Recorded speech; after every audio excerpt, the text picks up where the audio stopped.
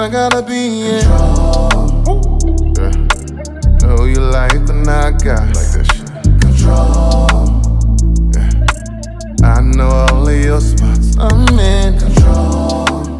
Take this ride. Lose your mind when I'm inside. Control. You know when I'm in control. You know when I'm in. Tighten up, tighten up. You know when I come through, I'ma light it up, light it up.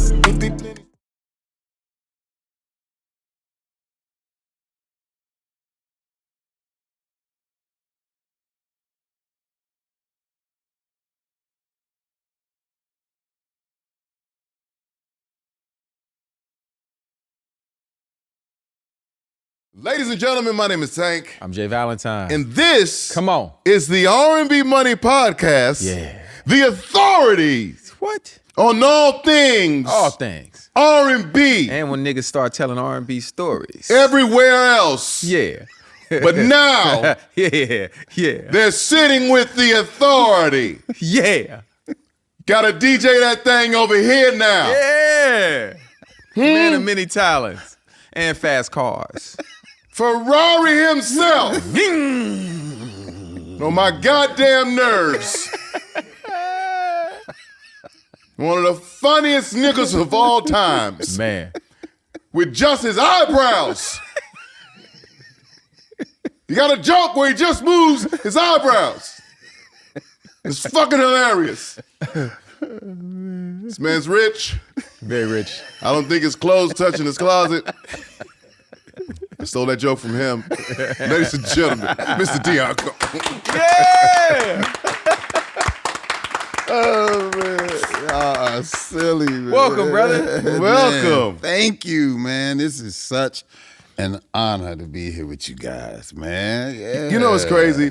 It's like I think Jay and I are the same way. Like, you never like get comfortable when you know somebody because I've seen so much of you before I knew you, and I was like a fan of what you were doing before I even got to shake your hand and be like, man, well, you know, let's grab a drink. It way before that I was just like, this motherfucking Deon Cole, man, that nigga Cole. I'm telling you, we'll see that nigga tonight, nigga. I'm telling you, nigga. You know what I'm saying? And so for me, it's like I never get comfortable or used to that. You know what I'm saying? Like I watch your specials, like I don't know you.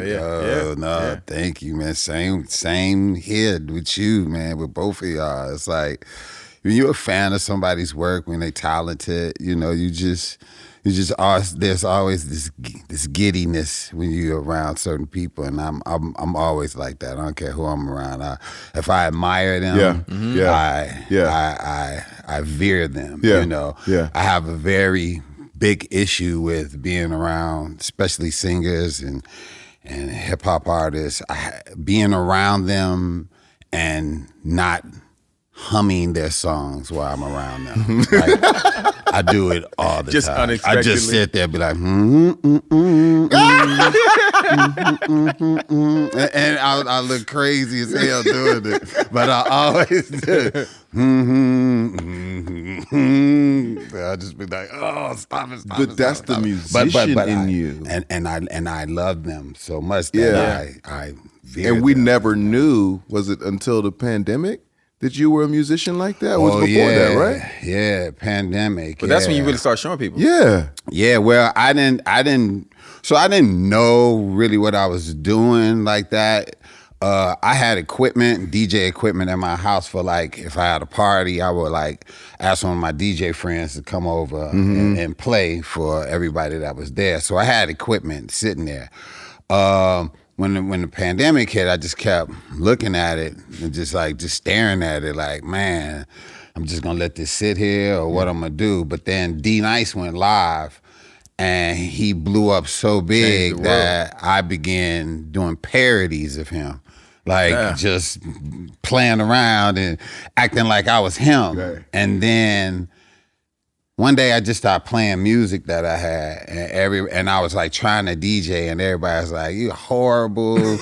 Don't quit your day job, boy. Stay doing jokes." And the way I was blending, like this how all my blends sounded. They were flaming. Just nothing blending at all. But one thing people kept saying was, he was terrible. What was that song you just played? Taste. I kept hearing that. It's called Taste. Yeah, I just kept hearing, boy, don't you DJ, you are the worst. But who made that song? Yeah. And I'll be like, that was Brenda Russell. That was her third album. And then they'll be like, huh. Then that come in again. Yo, who made that song? Oh, Lil Louis, 1986.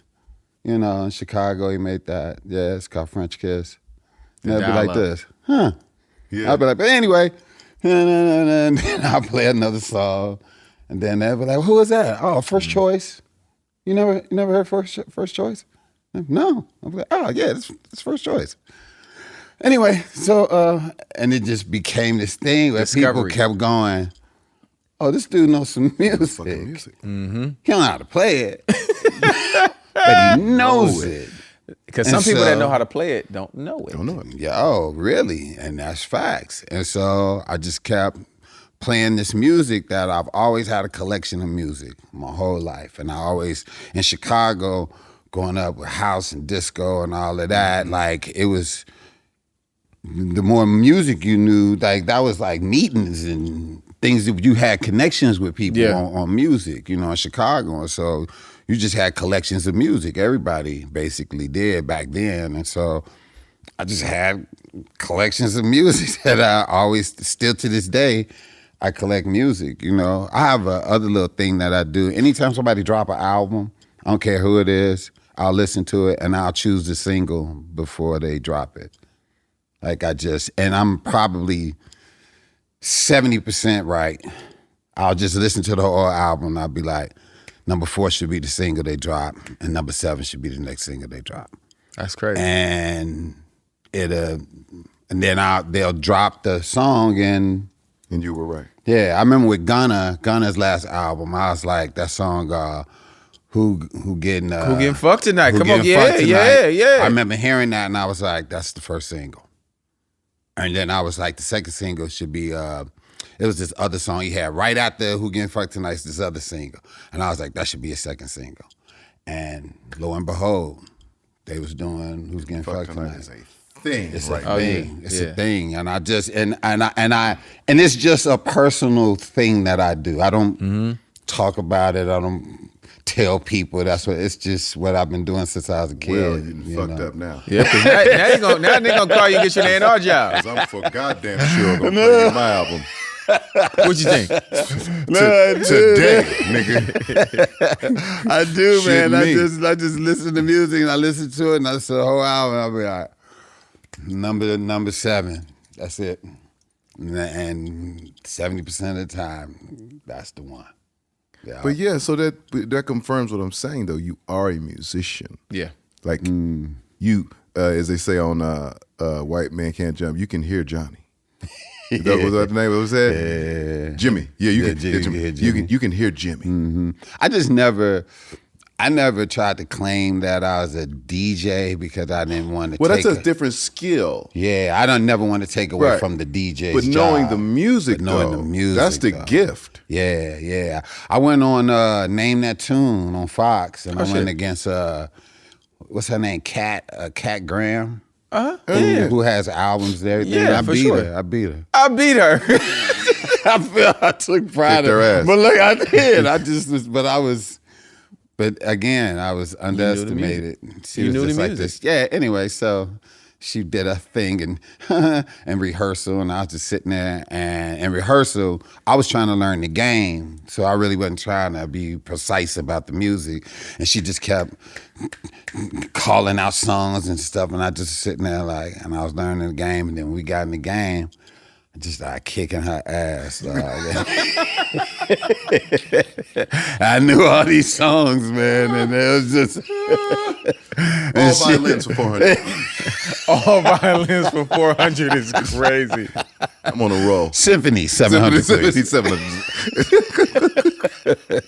Yeah, man. So yeah, it's, like I said, it's just always been a hobby, man, with this music, man. And like I said, when I was playing during the pandemic, I knew something was happening because people start really chiming in on me playing and really listening from all over the world. You really don't think about that when you're in your living room. Right. You know what I mean? Just Right. We've never had to access Until they it. start saying, hi from Belgium. yeah. Like Belgium, right. Yeah. Y'all niggas make waffles out there. Right. People was like just tuning in, and I learned enough to blend records good enough where, you know, it stayed on beat or whatever. But then I remember one day, this one I knew something was tripping, something was happening.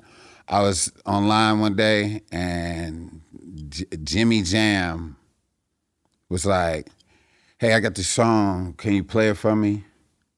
And I was like, An exclusive? yep. I was like, play, like, just like listen to it. He was like, nah, like when you DJ next, play it. And I was like, oh, okay. And I played it. And then after that, other DJs started sending me music, asking me to like break their songs and play them. And I was like, okay, something's happening. Yeah. And I just started playing them during the pandemic. And it got to the point where I wasn't even playing what I wanted to play because I was playing so many people's records. That shows right there that you're not really a DJ. Because a DJ be like, yeah. I was just trying to make everybody. Deon Cole don't take requests. Get away from the booth. Get away from the booth. Because my little fake sessions that I was doing late night, it was the Valentine don't take requests. Because that's what a DJ had told me a long time. Big Von, my nigga from the crib, had told me, listen, Jay, DJs don't take no requests, nigga. That's how you know you real. Yeah. So I stuck to it. I see you didn't. I was trying to make everybody happy, man. I ain't know what I was doing. There's that $200 come up. Yeah. The handshake. The handshake. The That handshake. tight Like, oh, handshake. okay, it's a couple bills folded in this month. Like, man. Give me a couple plays. Give me a couple plays. That's how niggas break the records in the strip club. Yes, That's how I broke a few of mine. I'd be in the strip club. Like, give me. Do something for me. Do something for me. 21. 21. All of a sudden, maybe I deserve come on in the strip club. Maybe I deserve. I'm the only one. They did something for you. Acting surprised. You playing that in here? Again? That's how you feel? You playing it again? In here? That's crazy. Wow. That's wild. Okay. This episode is brought to you by Payola. Oh, man. So, in Chicago, growing up, because First, are all y'all funny, bro? Is everybody from Chicago funny? yes, Yeah, man, it's crazy, man. niggas who ain't even comedians. No. Nigga, G Herbo is hilarious. Just fucking funny, nigga. He's one of the funniest niggas I know. Nigga Sterling, nigga, his brother. Them Hilarious. niggas idiots. Cosign. Close. You niggas are, bro, Chicago? I don't know if that was a Chicago, thing. Was that a crazy. thing where you had to be that funny?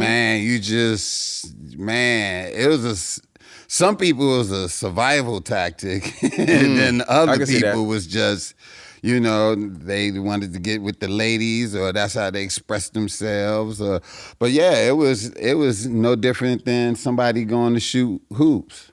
You know, That's the other thing y'all do. Yeah, Chicago hoops. practicing playing ball. Like Yeah. it was this same reps you have, singing, playing piano, Jones and people. But when did you start? Like, when did you start in the space of like, okay, I know I'm funny on the block. I know I got niggas laughing on here. When did you be like, nah, nigga, I think I can make some money doing this shit? Never. Never. Nah, I never was funny. Nah, I never was I funny. can't believe that. Nah, anybody that know me, they know I was dead ass about everything. I wasn't no like funny dude, like funny, like nah. Everybody know me. They I would never know. To this day, I let down a lot of people because the real me kick in and they come around and I ain't hit myself in the face with pies or nothing. And Right. they going, why you look so mean? I just be like, oh, no, I'm just chilling. See, I'm more of a listener. I like to listen to people. When I'm too busy talking, then I feel like I'm performing. So, and I can't learn when I'm talking. Gotcha. You know, I like to learn people's worlds and what they thinking about in order for me to go have something to talk about. But if I keep constantly talking, then we gonna keep hearing the same things over and over again. But if I shut up and I listen to people, then I'm gonna learn something new. I'm gonna be like, oh, I didn't know that. And then I can go talk about it. But nah, I never was no joking dude like that. It was just my outlook on things. Like I would look at things and people would be like, nigga, you crazy. That's all it used to be. Like, boy, you silly. A as wild hell. ass perspective. Yeah, they'd be like, boy, your ass. But it wasn't no pie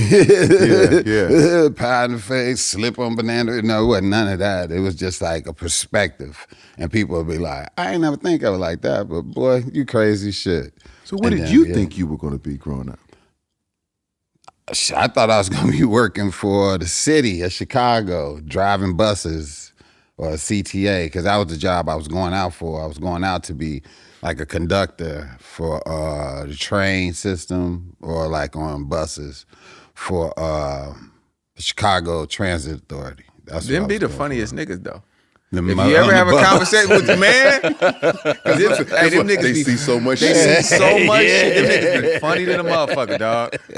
Yeah, that's what I was going out for. That was I was working at this shop called the Leather Makers, and I was trying to get this job to work for the city, and that was my focus. I wasn't even thinking about comedy like that. So what was the shift? My guy, this guy named Guillamy that I grew up with. We were sitting up one day. It's Guillamy. His real name. That's his real. That's what his people's His name. real name. His real. We call him Guil, but his real name is The Guillamy. hood gonna figure something out. They gonna figure something out. The hood. Little G coming through it. Will. Everything but a nigga. Everything but a full Guillamy. whole name. Everything but a Guillamy. So you and Guillamy.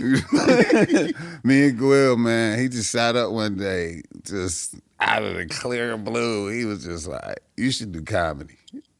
And I was like, do what with it? And he was like, nah, you should try it out. And I was like, nah, I'm good. And he was like, nah, you should do it, like for real. He was like, we should go to the club. I'll bet you $50 you don't do it. And I was like, 50? He was like, yeah. I was like, all right, let's go down there. We went down there and they was like, nope, you can't go on. Now I'm like, oh, I can't go on? Like, Yeah. So the next week I go, they like, no. I'm like, really? And I was like, all right. Went the next week, Adele Givens and George Wilborn, they was hosting this comedy club, all jokes aside, and they was like, all right, they was like, you've been down here 3 weeks, we'll let you go on. And I went on and that was it. I was like, oh. And you just told stories, or did you tell jokes? Yeah, no, I wrote down stories or things that I thought about, and I just wrote it down on paper, and I only did 5 minutes, and I wrote it down, and I did it. And after that, I was like, oh. He was hooked. This is what I'm here to do. It was just a click. That's crazy. Like, oh. And how old are you at this point? I was like 22. I think I was 22. 22 and just jumped on the stage. 22, I dog. gotta shit myself. 22. I didn't know nobody. Had never been on no stage, period, doing anything. Never, not even thought about it. So you're not a talent show guy. You ain't rapped at the None nothing. of that. Then wasn't versed in comedy. I didn't study none of that. It was just all just my perspective on things and how I thought about it, and that was just it. Like pure point blank. It was that's just good. how I thought of it. That is great. And that's what makes great comics. It's like, there's some comedians, man, they be rocking shows, telling all kind of jokes. But then after the show is over with, you can't quote one joke because you didn't know who was telling it. They never told you who they were. Who they were. Stuck. Nothing stuck. You didn't. Those are great comedy specials with something. But you know like when you see like Bernie and Chappelle and Cat and Mike, and when you see these people, you see these people. Yeah. telling these stories. It ain't the joke, it's them. It's them. It's them. Like he said, nigga, your eyebrows. Hey, watch the nigga go. I said, nigga, that nigga stupid. Like Snoop. Snoop is hilarious. Oh, Snoop is dog. hilarious. Ain't he hilarious? It's just him. It's just him, man. Like you silly as fuck, dog. Like I called you like a couple months ago. So like you did? Dang, I didn't even get it. Did you for real? Ah, damam. You tried him though. You tried it. You gotta get your shit off. You see, I ain't say nothing. I'm like, I'm gonna see how this go. Because I went back and because I wanted to talk to you, man. Text and I was like, in your DM, I was like, oh shit, I gotta call Deon. And it was maybe like a week or so later. Oh yeah. And I was like, you know what, let me call this nigga. And I called you and you pick up. And I was like, he ain't really want dog, nah, you silly as hell. You too though, dog. Both of y'all. That's why this show is so amazing, because y'all timing is impeccable. Y'all have stuff to talk about. You're very engaging, and man, any comic can look at either one of y'all and go, they can do comedy if they want to. Yeah, easily y'all can. Like y'all just got it. I don't know if I'm ever doing that. I bet you can do it. He loved it. I loved it. Oh yeah. I'm gonna go back. I've been on. I've done. You've been on stage. Yeah, I've been on stage. Yeah. That's right. But I'm glad I went on stage when I did. Yeah, I remember you on stage. Yeah, after watching y'all. I came and watched you. What's this fucking studying Jamie and be like, how the fuck is he doing this? Yeah. I was like, oh, that's how he's doing it. Jamie's different. He different. I don't even. You can't even put him in a category, bro. Like, I tell people dog. all the time. I was like, listen, Jamie's gonna do a special and he'll do a movie and all those things will be funny and they'll be fun and they'll be epic. I said, but sitting next to Jamie Foxx in a living room, there's nobody better. Nobody better, dog. He is so funny, dog. Stupid. And he's so fucking smart. Smart and quick. Yeah. I think he's super underrated. Even as great as he is, like when they talk about comedians, I don't know why his name ain't never really on that list like that. You know? I think because he's talented with everything else. Everything. It's just like we talk about this in music, where when they mention the greatest producers, they never, ever say Stevie Wonder or Prince. They never say it. That is never. True. Yep. And nobody even thinks about it until you think about it and you go, oh my God. That's real. They did all of that shit. Or Rick James. Oh, yeah. Wow. They don't mention them as producers, as the greatest producers, because they were so great as artists, so great as singers, so great as performers. They just is like, they somewhere else. And I think Jamie gets that because he's so fucking great at everything that you just don't pinpoint the things for him. Yeah. You can't say this is what he is. No, I give him so the greatest many entertainer things. of all time. That's what I believe. I would give him that. I believe that too. I would give Jamie that. Yeah. That's what I give him. He reminds me of a who can make the sun rise? What's the Sammy Davis Jr. Yeah. Sammy Davis Jr. is like one of those guys. No, that's the closest comparison for people. That's the closest comparison that you can get. I'm taking Jamie. I'm taking Jamie. When they bring those two up, because I've had that conversation. When they bring up Sammy, because he is considered. Yeah. Because he could do everything. Yeah. That's right. That Jamie Foxx though. Jeez. Even when his show come on, I watch the Jamie Foxx show as if it just came out, dog. I'm not even. I'll be the hotel like, I'll be turning. I'll be like, Jamie Foxx is on, and I watch it. Yeah. So you go through this comedy show, and you get hooked. Mm-hmm. Now, is it time to do homework and really figure out what your style is going to be, what your perspective is going to be, your cadence, your delivery, like your presence on like all of these things? Are you now diving into that part of it? First of all, I was dealing with how quick this was taking off. You know what I mean? Because I kept doing the same 5 minutes and it was just like killing everywhere. So I just was like, And there's no camera phones back then. No camera phones, right. and I was killing. Get it off. And so I would keep constantly doing the same 5 minutes. Just everywhere I go, I was just killing It's with it. perfected So, now. Yeah, so now I'm going, oh, this is great. But the lessons become from the act of. The more you do it, the more you learn what you shouldn't be doing. Gotcha. You know what I mean? That go with anything. Anything. You can't really be taught.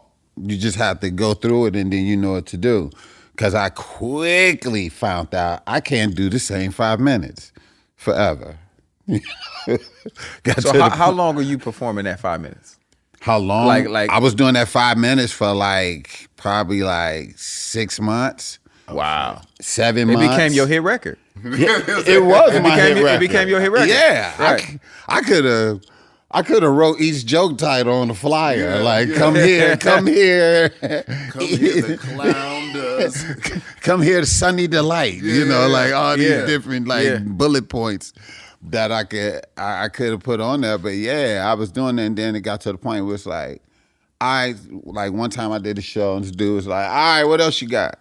Because he had heard it. Yeah. In the middle of the show. Yeah.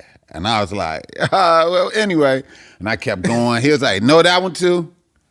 Then I was like, and so the last joke I was doing, he started doing it. Get the fuck out of here. He started doing my last joke. Oh, shit. And I was just sitting there looking at him, and he stood up and he did the whole joke. And he was like this. He was like, all right. Yeah, he was like, you can go. I told him already, you can go. I'd have fought that nigga. I just went, good night, everybody. Because what is that feeling? I would have dove on that. There's a burning inside that you've never felt in your life. My organs were melting together. Because I'm getting Like secondhand a bag of embarrassment. gummy bears that's been in your luggage or in your pocket. They was just melting together. Damn. And I just was like, oh, wow. And I was like, okay, all right, I got to write some stuff. Yeah. And then I was like, you know what? Forget him. That ain't nothing. Forget him. Yeah, forget that. So then I ended up going on tour with Def Jam, and they was like, yeah, we need you to do 20 minutes. And I'm like, and I had did 7 minutes on Def Jam, and I only had the 5. So that's 13 minutes. That left me with 7 more minutes that I had to do.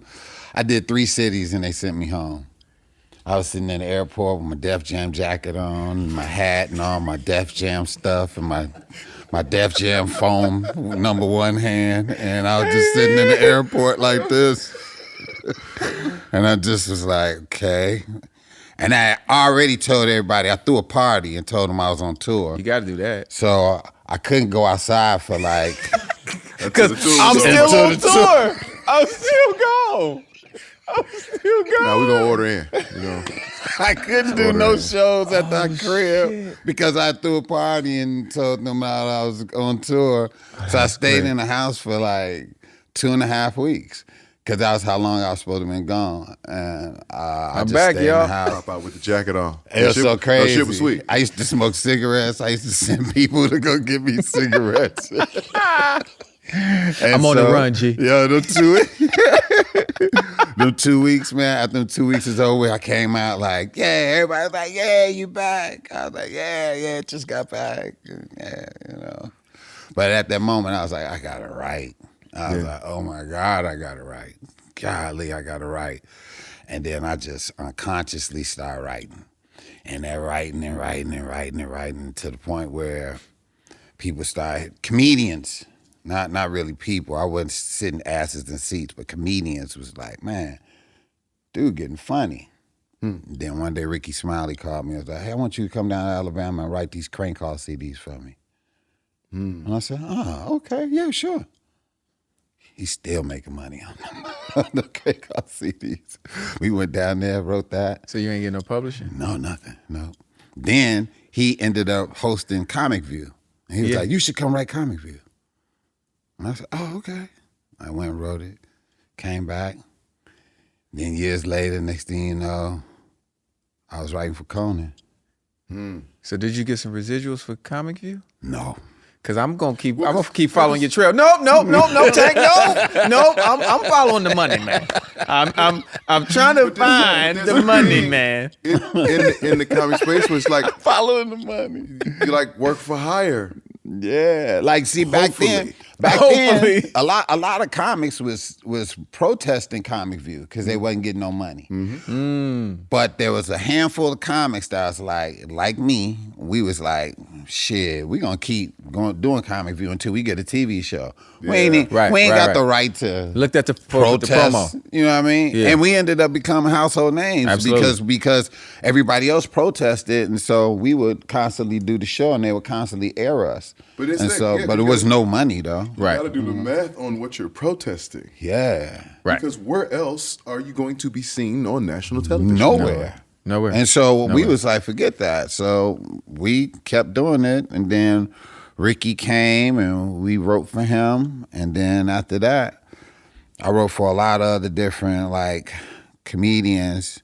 Some comedians that I was there to write for, they didn't use none of my stuff, but I was there to write for them. And then other comics did, or stuff like that. And then next thing I know, I was writing for Conan, and boom.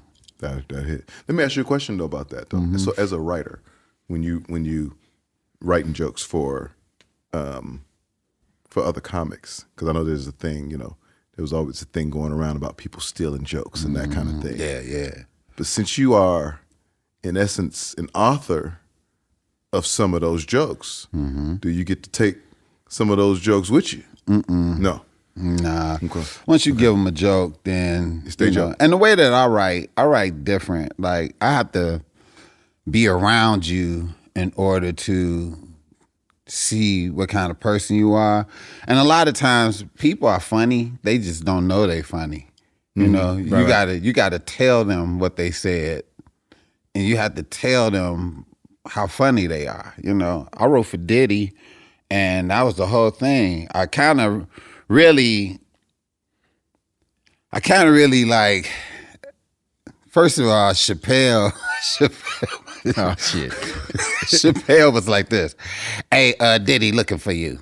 And I was like, for what? He was like, he wants you to write some stuff for him. And I was like this. Oh, okay. He was like, yeah. I said, you writing? He was like, nope. I said, wow, why you say it like that? He was like, he wants you. I said, are you gonna try it? He was like, nope. He wants you. Diddy hit me up. Yeah, I'm hosting the Billboard Awards. You remember the Billboard when he was on that? The Love album? And he's like, yo, I'm hosting the Billboard Awards, and yo, I remember you wrote some stuff for these Ciroc commercials and stuff. Come on, man, can you write this? And I was like, yeah, let's go. Let's do it. And man, it was crazy. Like, writing, he's so demanding and so inspiring. You know Diddy, right? He's so crazy, but he's so inspiring. All at the same time. All at the same time, dog. Like, I think I quit like twice, and I think they let me go once. It was crazy, dog. But he gonna take you on a roller coaster. Yo, he gonna take you. But the thing was, I remember the first meeting we had, we was at his house, and there was like some other writers that was there or whatever, and they were just going through what they was gonna do and what they was gonna write and the direction and all of that. And then when it got to me, I was like, I don't have no direction. I don't have none of that. I said, this is what I'm gonna do. You're a character within yourself, so I just need to be around you, listen to you, and the way that you talk, I'm just gonna apply that to the monologue, and I'm just gonna apply different words that you say and everything. I said, I think you said something earlier where you were saying something about, man, I just want Winergy around. I was like, I'm gonna use that word in the monologue. I ain't never heard nobody say Winergy, so I'm gonna use that and some other things that you've been saying, but I just need to listen to you, and that's my formula. And he was like, you're gonna be with me every day. And I was like, okay. And like almost every other day, I was like around him, just listening to him talk and all this other stuff. And I would write stuff, send it to him, and he'd be like, oh yeah, that's cool. And then he'd be like, nah, that's horrible. Then I'd be like, okay. One time I sent him some stuff. He was like, this is the best shit ever. Then the next day, he was like, nah, this shit's terrible. And I was like, and I just took it, and I was like, I got a show I need to prepare for. I ain't worried about this shit. And I just didn't write nothing else. And then the next day after that, he was like, all right, what y'all got? And I ain't had nothing new, so I just gave him what I had from the other day. He was like, this is amazing. The same shit. Man. And I was like, all right. But yo, it was just me listening to him, applying himself to the monologue. And yeah, that's what I do. Like if I was around y'all and there was something, like if y'all had something to do, I would just listen to y'all, just constantly talk or whatever. And then in the midst of that, I'll record. And then next thing you know, I'll write this whole monologue that sounds just like you. Yeah. You know what I mean? And everything that you say and do and just your cadence and all of that. Yeah, it's really tailored. tailoring. Yeah, it's tailored because the more it's you, the less rehearsal we gonna have, right?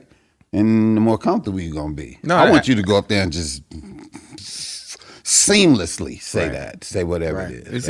As a writer, music, television, comedy, anything, like if you're doing it for someone, you have to study them. Yeah. You have to study. If you really want to be a great writer, right? Like you could just, I tell people all the time, I'm like, they'll send certain songs, especially, you know, they'll send me songs for Tank. I'm like, you just sent me a song that sounds just like another song he had. Yeah.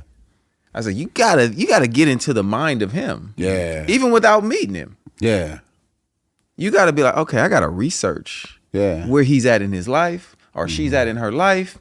And I gotta figure out what's needed in that space now. There it is. And I don't think a lot of the writers do that anymore. Yeah. Not as much. To me, I don't think so. So to hear you explaining your process, I'm lighting up. 'Cause I'm like, yo, this is really how it's done. Yeah, I mean the growth is in the music. You know what I mean? I would think that if I had to write a song for somebody, because I actually written a couple songs, and in the midst of that, what I did was I just looked at the growth of the music and heard where it started to where it is now, and then listen to that, and then think about where that person could be. Yes. You know what I mean? From that point, from the last album, what could where this person can be at? Where do I see this person being at? Do I see them being divorced? Do I see them cheating? Do I see them even being more in love? Right. Where do I see this person being? You know, I'm gonna write something where all of these things can apply. We could just interchange the ending of this and make it where it's it'll fit them and where they at. That makes sense? Because it lends to their comfortability. The more it is them, the more they're able to be on stage and be honest. Yeah. Like that's better. Like I did a song with K Michelle one time, and we're sitting there and we're just talking. I've known K Michelle forever, and I'm fucking with her. I'm like this. I'm like, you love to get on that line though. You love to be in them comments though. No, because that motherfucker tried to go online and say some shit about me. Like I ain't gonna say some shit back, nigga. I'm gonna bust back, nigga. You understand what I'm saying? You got the right one of that. I said, stop right there. Turn the mic on, please. You've got the right one. Wow. Was this like, so this is Christian Michelle's talking like that? No, this is K Michelle. Oh, K Michelle. I know you're talking about. Yeah. I'm talking about somebody else. And we did this song, and I'm literally just framing that's crazy her experience, all of her words. Right. And just putting them into just a decent little format so she can, and she might have sang that song in all of 7 minutes. Damn. And it wasn't a single. But when she sings that song live, right, it is a movie. Really? That's crazy. Because it's her. Yeah. It ain't nobody trying to write a song for her. It's somebody writing her song. Right. Is it easier to write a song with the person around or without a person around? Depends on how difficult they are. To me, That would be my answer to you. It just depends on how difficult they are. Because when you have people that are willing to take direction, are willing to open up to you, really open up to you, then it's like, okay, this can be easy. Yeah. But then you got some artists that are just, either stuck in their ways or they're not who you thought they were.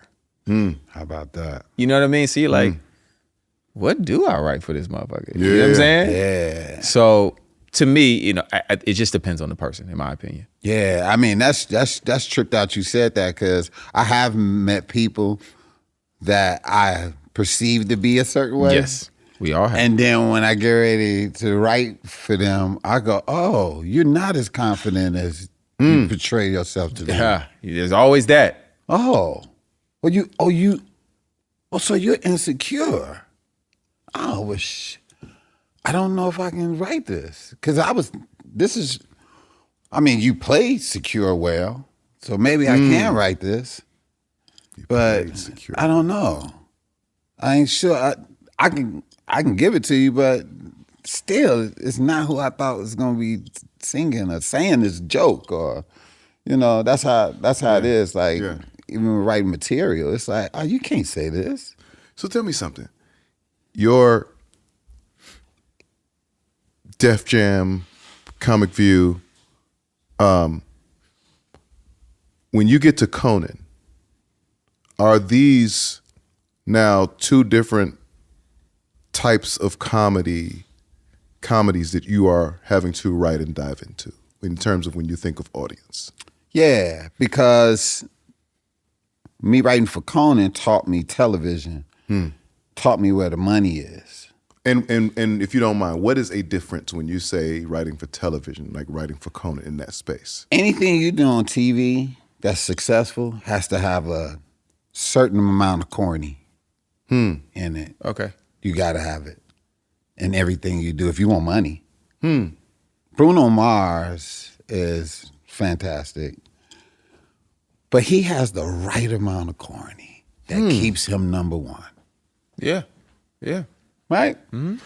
These cool motherfuckers that write all these cool songs and shit, all these great metaphors, and they not really Small venues. small venues.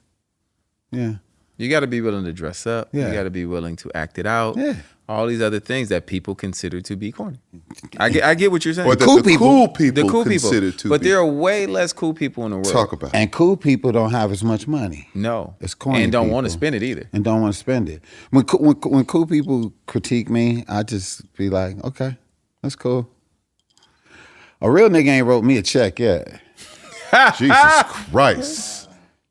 I knew I was going to find where the money was or wasn't. It It ain't with the real niggas. Has a real nigga wrote you a Right. Has a real nigga wrote you a check yet? Let me tell you something. Let me tell you something. Let me tell you something. I'm just saying. Nigga. Wow. Bars. Wow. Yeah, like not yet. But what it also does is it makes you redefine the word real. It does. And I don't pay no attention to that fucking word. And anybody who spew it, Spewing it. fuck them. Steve Harvey is making $1 gazillion Gazillion. being corny as fuck. It's light for him. And it's beautiful to see. It's light for He him. is on Family Feud where he has to reach all of America and they love him. And he's doing it gracefully. He's not going against his integrity. Nope. He's doing none of that. Nope. He's doing what the fuck he's supposed to do, being on Family Feud every day in everybody's home for all this amount of time or whatever. He has the right amount of corny in order for him to make it. And you gotta have that with everything you do. You ain't gotta like my show, but you're gonna respect it. And other people gonna respect it. And other people that come, they gonna see what I'm doing or what I'm trying to do. I'm not trying to do a special for everybody that, if you love me already, I appreciate you and I thank you so much, but I want to reach everybody. I want to reach everybody, man. I'm not here just to constantly do the same material for those that like it. It's like I'm trying to elevate and I'm trying to get more and more people to check this out and check out this journey that I'm going on. You know what I mean? But if you constantly performing and writing for those that love you, that's where you're gonna be at. You know? Right. But if you add some corny to it, I bet you go to another level. I want to rebuttal you. Okay. I want to fight you on this one. Okay. As it pertains to you personally. Mm-hmm. I don't think everybody can make cool digestible for everybody. Facts. And you've done an amazing job making cool for everybody. I thank you, but it takes many I'll accept that. Many nights of bombing. I've bombed. If you look at my specials that I dropped, every special that I drop, it takes me 2 years to put that out. There's a lot of cats, they put out a special every year. And it look like it. It looks like it. I take my time with this, man, and either you like it or you don't, but it doesn't waver the process that I do. And there's a lot of phenomenal comics out here that drop specials year after year, and they are great. And they don't be. But there are some specials that aren't special. Right. They're not special. I'm not saying everybody. I'm just saying there are some specials that are not special. And I think specials are special. They special. They should be special. Let me put 2 years, put it in, because I still got to tour with it too. You got to have tour time, you got to have write time, you got to have all that. And then you go out there, and then once you're ready, then you're ready. And then you go put that thing on TV, man. You put it out there. Okay, so give me your process. Give me a process. You're writing, Mm-hmm. and then from the write, you plan the tour, or are you writing and you're auditing it in small clubs here and there? I'm gonna take you from me shooting whatever last special. Okay. I'm gonna take you from there. You got this special, right? Hot, fire, airtight, funny from beginning to end, 60 minutes, right? You go shoot it, 3,000 seater theater, 5,000 seater theater. You shoot it, put it out. I mean, you put it out. I mean, you finish it. At that moment you finish, when you go good night, you are back at ground zero. You have not one joke. You're done. Now you have nothing. If somebody called you right after that show, the last 2 years, all your good stuff goes into that special. special.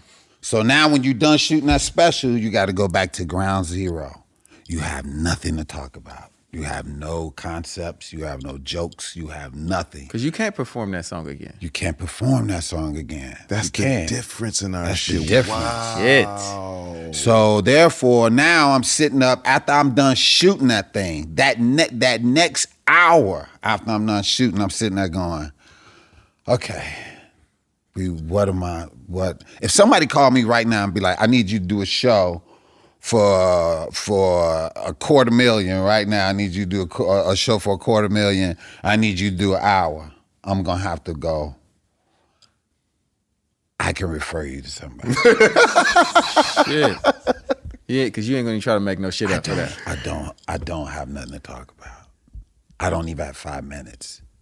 I can go on there and go, where my Capricorn's at? Where?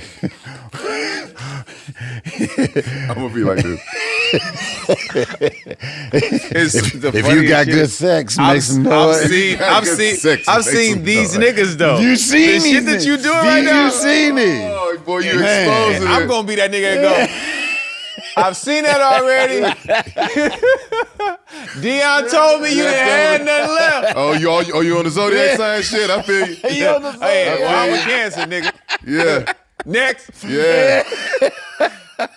Shit. Yeah, dog. Man, I can ask whose birthday it is and all that, And man, you Imagine know, not being able to sing "When We Again." Dang. No, I'm hearing him. Imagine you singing that song. You sung it already all around the country. You toured with it. You sung it, and then you can't sing it no more. And if you do sing it again, those that came out to see you, hear you sing, they not coming back again because you sung it again. Oh, it's so different. Man, I've You never, get- I've you never get looked that? at comedy that way. Thought about I never it thought like about Yeah, it.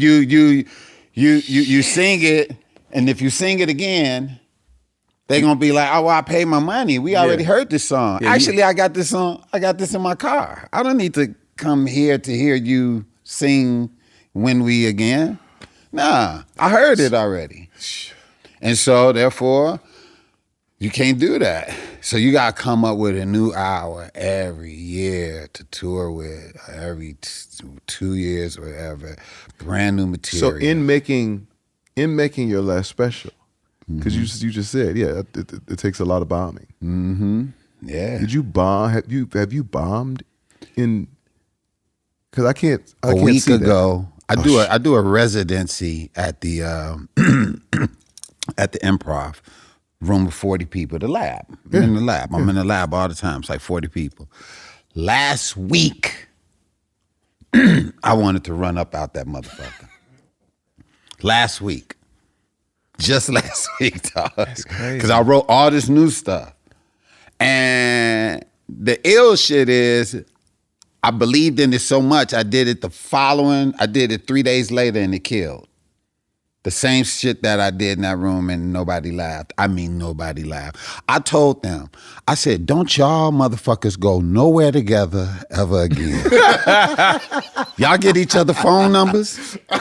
Don't you ever show up nowhere to collectively ever again to nothing. So pretty much you told them, it's you, not me. It's you, motherfuckers. Don't y'all go nowhere together. Assembly of unfun I know y'all don't know each other. Yeah. Find out where y'all, if she gonna be there, you don't go.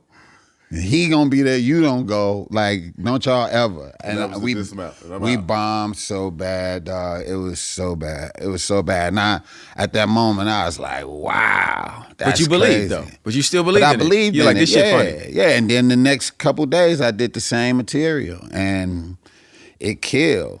Now, I'm going to tell you what I did recently. I was in Chicago. I made a couple of, like, house songs, right? Mm-hmm. Yeah, I like what you're doing. And, yeah, thank you. I made some house songs, and so one of the songs kind of really blew. And so I went to go sing it. Not sing it, but it ain't even no singing. It's just me talking over a track, right? Okay. And I went to go do it for the very first time in Chicago with my man Terry Hunter. And I went on stage, dog, and I bombed so bad on a song, dog. I was like this, Chicago, make some noise. It was in my hometown, too. Chicago, make some noise. Yo, where the freaks at? That's the name of my song. My song. Where the freaks at? I know we got some freaks in here.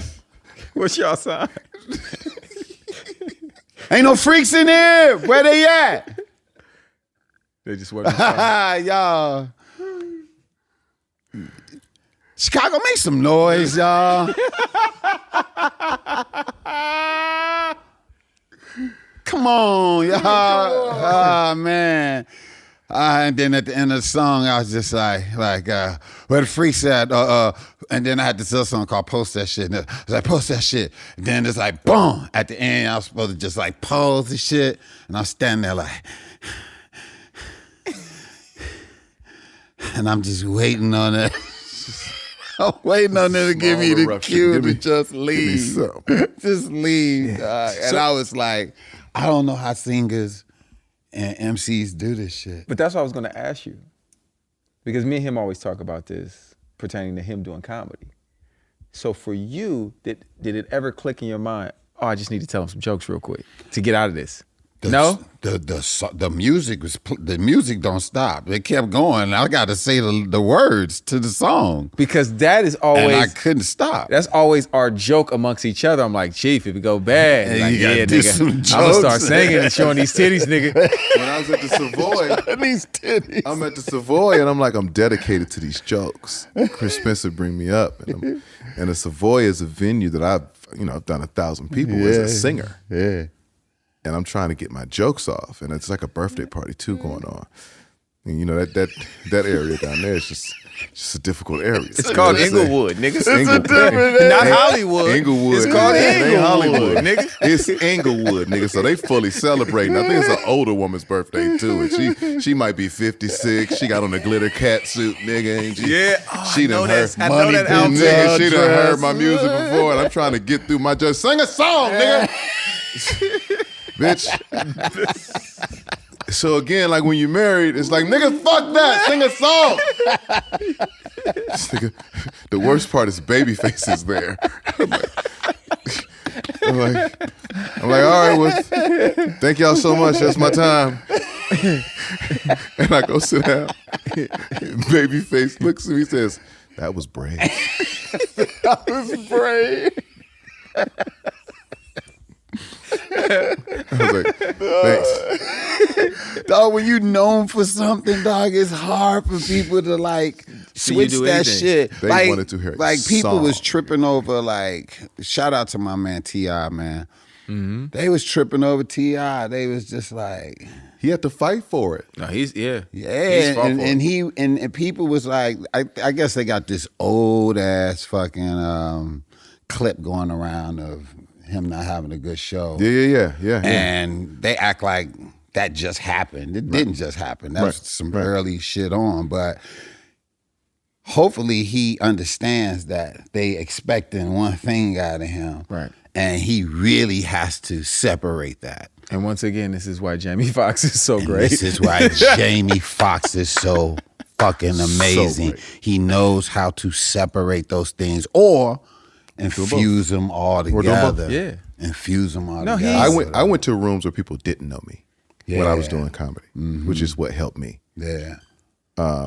So Cisco Duran is a guy who helped me a lot. And he was on the road. He was doing a lot of shows with Carlos Mencia at the time. So he was like, man, if you want to get some work in, just open and work on your shit. He was like, we got you. Yeah. You just got to get there. I was like, I'll get there. That's not a problem. And so I started realizing very soon that these real comedy rooms, they don't know me. Yeah. And so where I thought I might have had an advantage as Tank, I did not. Yeah. And I had to be fucking funny. But look, or they were going to be quiet. But look, let me tell you something, and this goes for everybody out there. I've said this before, but you get a 5-minute grace period. I don't care. I don't care if you Obama. When it comes to comedy, you got a 5-minute grace period up top. After those 5 minutes, if you're not funny, you are going to feel it. I don't care how many awards you got. I don't care how many Oscars, Emmys. I don't care how many movies. If you're not funny after the 5 minutes, I don't care who you are. It don't matter. Tank, anybody, you are going to feel it. That's just what comedy is. Comedy is a brutal, I felt it, motherfucking thing. You felt it, didn't you? Yeah. Anything that you thought about yourself is out the window. And it's only about laughter at that moment. That's it. I just need one. It's you just like 2 giggles. You get it? To get me back in you. And you anybody right? That laugh, you right? You feel me? Yo, but it's so crazy though how much you rely on that laughter, you know, and it's crazy. And I don't know if you all do this, like on stage or whatever, but I rely on that laughter so much so that I can have, and I've done it before. I've been in 5,000 seat arenas or theaters, whatever, right? The whole room could be cracking up. And I would notice one person sitting in the front row like this. I hate that.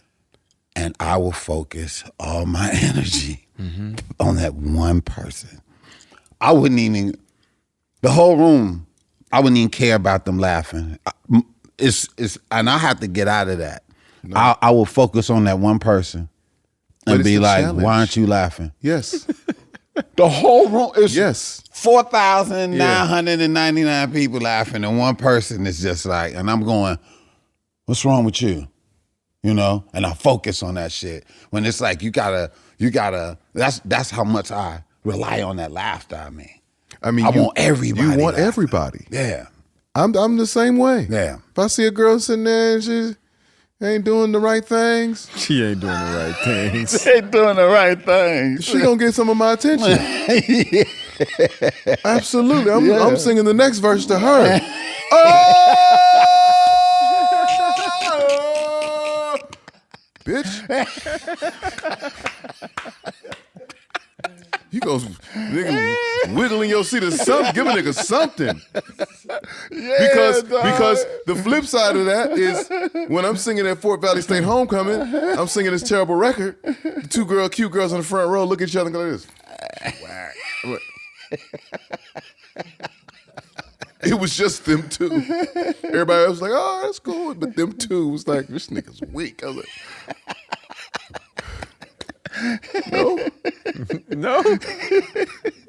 So I get what you're saying. I can spot the motherfucker that's not participating, and I need their help. Yeah. That's the challenge. Yeah, it's crazy. I want everybody. Yeah, you want everybody, and it's like you.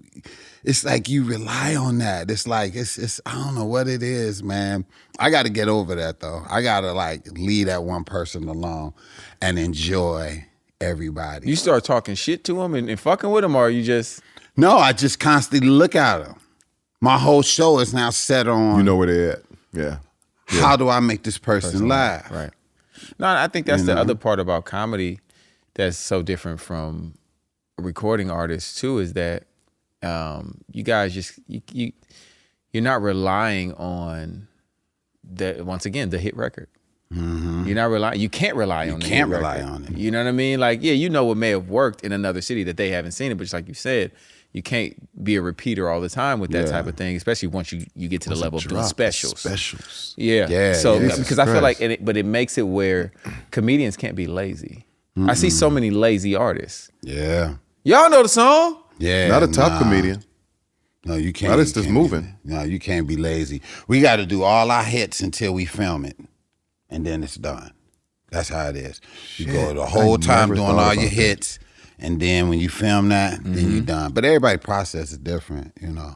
And I've been learning that too. Like, I mean, not shameless plug, but like even on my my show, Funny Knowing You, I've been learning that from a lot of comedians.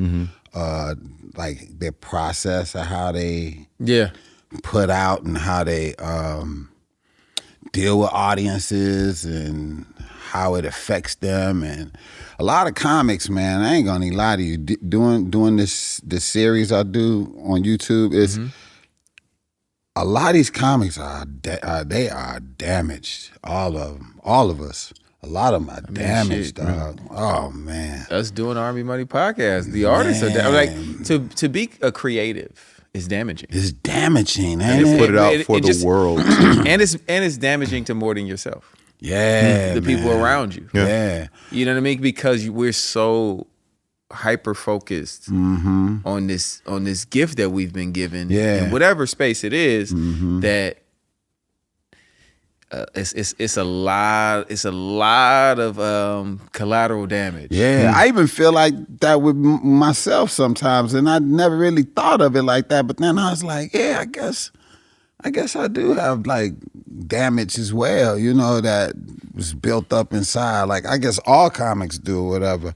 I think that's why a lot of great comedians can become great dramatic actors too, because of all the pain that they keep inside or whatever, and they know how to like channel that, you know. And everybody's pain is different, and they have to like still make people laugh. I remember I did a show in Miami, and I had this comic that was opening up for me at the time, man. I remember we finished the show, and I was like, man, let's go eat. It was a gay comic, right? And we were sitting down eating, just think we're gonna talk about the show, and he just started crying, just crying. And I was like, you all right, man, what's wrong?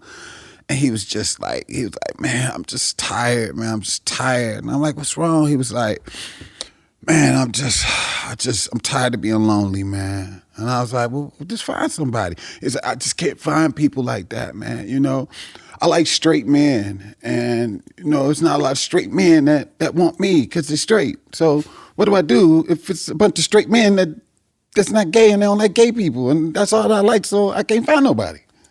And I just was like, right, like, wow. But that was a struggle for him. He was crushed inside because of that. And I just was like, think about what he said? Yeah, I thought about it. What did you think about it? I don't know if he thought about it, but there was no answer from the way that he put it. But it had me thinking, I ain't got no answer either. I didn't have no answer. I'm neither. confused. That's what I said. Did he think about? He's gay. It's like what? And he only is attracted to straight men. That ain't gonna work. It ain't gonna work. And Is that just what he accidentally picks, or is there a nuance about straight men that is attractive to him? He said that he had a straight man before. No, that ain't a straight man. No, but then it's not a straight man. I'm kidding. And listen, no, but that's what I said. I said, but then I was about to say no. I told him, he said, I had a straight man before. Because I was going, how do you know you like straight men? He was like, I had one before. And I was like, well, if you had him before, then he's no longer straight. And he was like, no, he just tried it. And I said, he's straight. And I just didn't want to argue. I was just like, oh, okay, whatever. And I was like, all right, but that's a struggle that I'd have never thought about. That's the point that I'm making. Right. The struggle that these people have, there's struggles you can't even fathom sometimes where you're going, oh, wow, that is something that you really, really dealing with. Right. That's keeping you, you know, funny. You know, because of laughing to keep him crying. Laughing to keep him crying. Exactly. But yeah, that tripped me out. And it had me learning that being sympathetic to a lot of people and not just being judgmental and looking at them like this is where you supposed to be, or you should be this way or that way or whatever. Like, you can't tell people how they should be. Ain't nobody paying the taxes you paying, and don't nobody look like you. Don't nobody talk like you, think like you. So how are you supposed to give these people advice on how they need to be or whatever when you're not even in a wheelhouse to even give them information like that? Yeah. Right. When he told me that, I kind of just clocked out like, man, I was just like, man, you'll figure it out. And that was just it. You know what I mean? Good luck on that. Right? Good luck on that. I didn't know what else to say, but I think he might have been hitting on it. You think it was hitting on it? Nigga was checking the temperature. You know, I wasn't there. I don't know. So Old Spice. What a segue.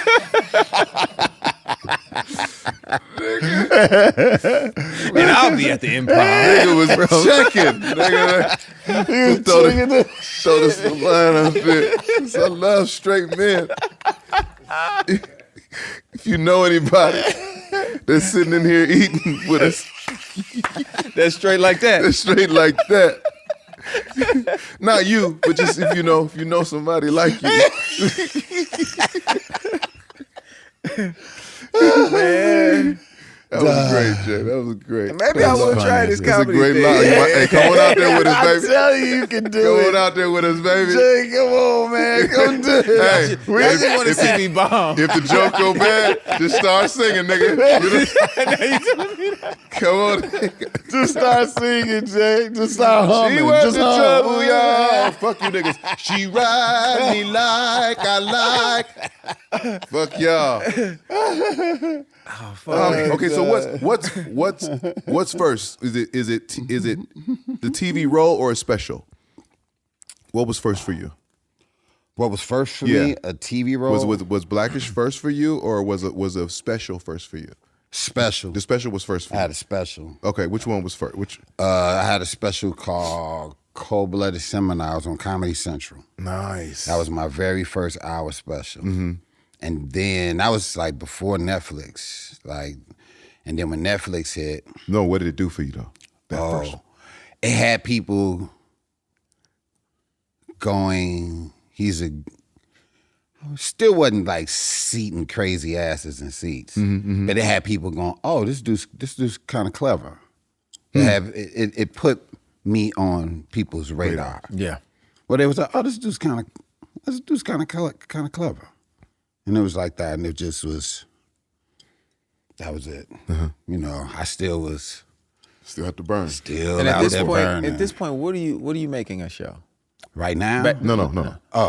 Then, what was I making then? I was probably getting about,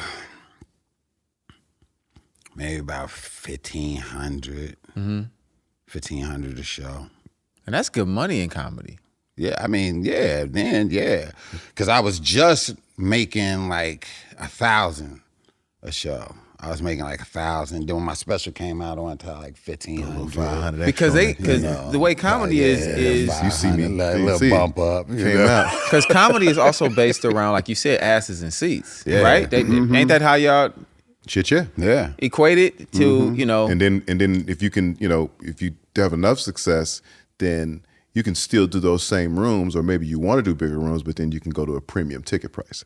So that's another way that money starts to go up. Yeah, and it was like, and then you start looking at the shows. Like you'll do a comedy club, and I went from, this is when you know you can kind of lift your money up. I went to comedy club, and I used to do like 5 shows, right?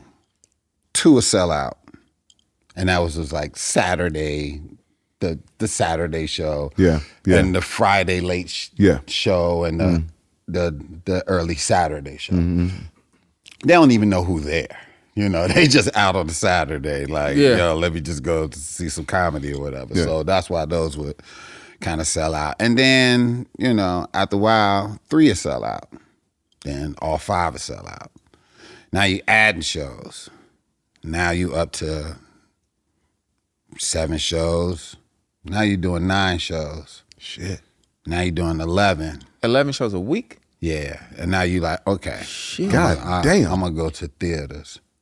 Then you do a theater, and you could just do one show. You get it all in one show. Yeah. But it's almost less money, though, in theaters. It's less work, too, though. You're not It's doing less 11 work. shows. Shit. But you got everybody in one spot, though. Right. Yeah. You know what I mean? So instead of you doing a room of 300 people, 400 people. Now you're doing 3,000. You're doing 3,000 or whatever. But That's when you the need some of the insurance, concessions. Yeah. The insurance on the place, security, like shows that y'all doing it's a shit. whole It's thing. like it's a whole thing that you don't have to worry about at comedy clubs. Got you. You know what I mean? Different So the overhead, money that you would normally get in a comedy club would be less than in the theater. People see theaters and just think that It's really for the look. It's really for the look. It's really for the look. Yeah, and the less work to do less work and for the look. Yeah. So What was the special or moment that said Deon Cole is the bad motherfucker here?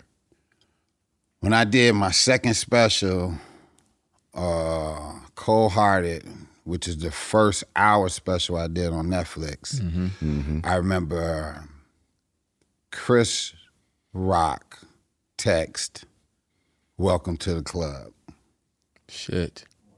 He texted that, and at that moment, I was like, Welcome to the club. he said, "Welcome to the club." It was simple like that. He was Welcome to the outside club. before that. He wasn't in. Nah. Yeah, when they saw that special, Chris Rock simply text, "Welcome to the club." He's like, "Welcome to the club, Deon." And I was like, wow. And after that, just selling out. It just instantly overnight, dog. It was like all my shows just sold out everywhere. Sold out everywhere. But I didn't have no jokes. Man. Starting over. He's starting over. Yeah, because how does that work? The special comes out. Because it and just then, came out. And then the bookings come in, and you because- got to yeah, say no. because they Gotta gotta say no. They gotta sell the tick. Well, yeah, I get it, but I mean, they gotta sell the tickets while you hot, Right. That's why I'm trying to figure this shit So out. they want to put the tickets up for sale, Yeah. ASAP, Yeah. and maybe they space it out to where, okay, you won't start the tour in like 6 months to give you time to really go, but they got to catch them ticket sales. Yeah. But see, with Netflix, this is another thing, and this is for any comic out there, a little tidbit for you, whatever. When you drop these specials, what they do is they'll drop a special and then just tour. And that ain't how you do that shit. You have to wait until everybody see that special. Because if you go too early, everybody ain't saw it. So now you leaving money on the table because you wanted to get out there all of a sudden and try to tour and everything. You got to wait at least 3 to 4 months after that thing drop in order for people to see it. Now, from the time that you shoot that thing, you got about 3 months to edit it, right? Then you got 3 months for once it come out. So you got to get 6 months to write something. Write some new shit. You know what I mean? Yeah. So you're going to have something. But I doubt if you have an hour. In 6 months, you probably have about a nice 20, 15 minutes that you'll have, and then you can, whose birthday is it? Another 15 minutes. And then after that, you can have a twerk contest. And now you up to 45 minutes, and you out that motherfucker. You know what I mean? Shooting. He killing niggas left and right. Start bringing like people. AR-15. Ladies and gentlemen, Tank. Tank come out. I been to the twerk contest one time. Who can dance? Who can dance? Who be dancing? Who be dancing? Who be dancing? Who be dancing? Who be dancing and shit? Oh my God. I just started bringing out everybody. I mean, So now you starting to get to some paper at that point. Yeah. And you haven't, this is my other question, why early on, while you're waiting for that big break to happen, are you working a gig? Are you working a day job still? So when that special dropped, I was on Blackish. Oh, you shit. were on Okay. Blackish. Okay. You was on Blackish by then. Yeah, I was on Blackish. So when did the Ferrari happen? The first one. When did No, that was like I think that was right before the. No, I think that was like the first one, like right after that one. Because I pulled up. What was it? Was it Ontario? Yeah, I pulled up too. Ontario. I was with you. And I was like, who car is that? That's Deon car. When did he get that? Out by the back trash can. Yeah. Like you gonna park the Ferrari next to the dumpster, nigga? When did he get one of those? How much money he got? What the fuck is going on? Yo, man, I'll tell you, man, a lot of people be playing comics though, like they ain't got no bread, man. I had just seen you be pre-Ferrari. No, look, but a lot of people they be like sunning and belittling comedians sometimes. I got belittled. I don't know if he really meant to do this. But story time. He did. I ain't gonna say no name. No, fuck all that. No, you got that later. Too late. That's a whole nother segment. Do your thing. Well, one time I was in New York, right? And we did this fashion show, and my guy, he had this brand where he was like, I'm gonna hire comedians, wear my clothes on the runway. Oh shit! Okay. And they're gonna come out, do a couple jokes on the runway, and then leave wearing the stuff. It's like Marlon Wayans, me. It's a bunch of cats. We all on here. We getting it. A Sam J. And man, I can't. It was a DC Young Fly. It was a bunch of us all on this joint, right? So we all wearing these fly clothes and stuff, and then we go to the after party, and it's this rapper dude in New York. He had this sunglass line. He had these sunglasses. And he every time he sees somebody, he'll give them the glasses and record them, like unveiling the glasses and putting them on. And he'll like record them like, yo, them joints is hot, son. And you know, you do your thing, boy. And shouting out his eyeglass line, right? And so we all sitting there, we all chilling. So he come up and he come up. Yo, y'all was killing it. Everybody was like, yo, that's what's up. So then he was like, he gave one of the comedians, he gave him some glasses. Yo, and they put them on. He filming them. Yo, these hot. Then he was like, all right, and he was looking. And this me. This water's me, right? This him with the glasses.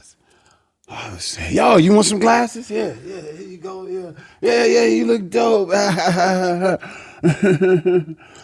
You want some glasses? Yeah.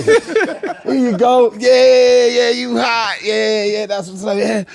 Everybody around me got glasses. I'm sitting there like this. And he was just like, you want some glasses? I was like, yeah, I want some glasses. He gave me the glasses. I'm unwrapping the glasses I'm unwrapping the glasses, and I look at him. He on his phone, and I'm like thinking to myself, "Ain't you supposed to be recording me revealing the glasses like everybody else? Everybody else is doing. He filming them, opening them up, and they go, oh, and I'm like opening them up, and so I see him not filming me, so I put him back in the package.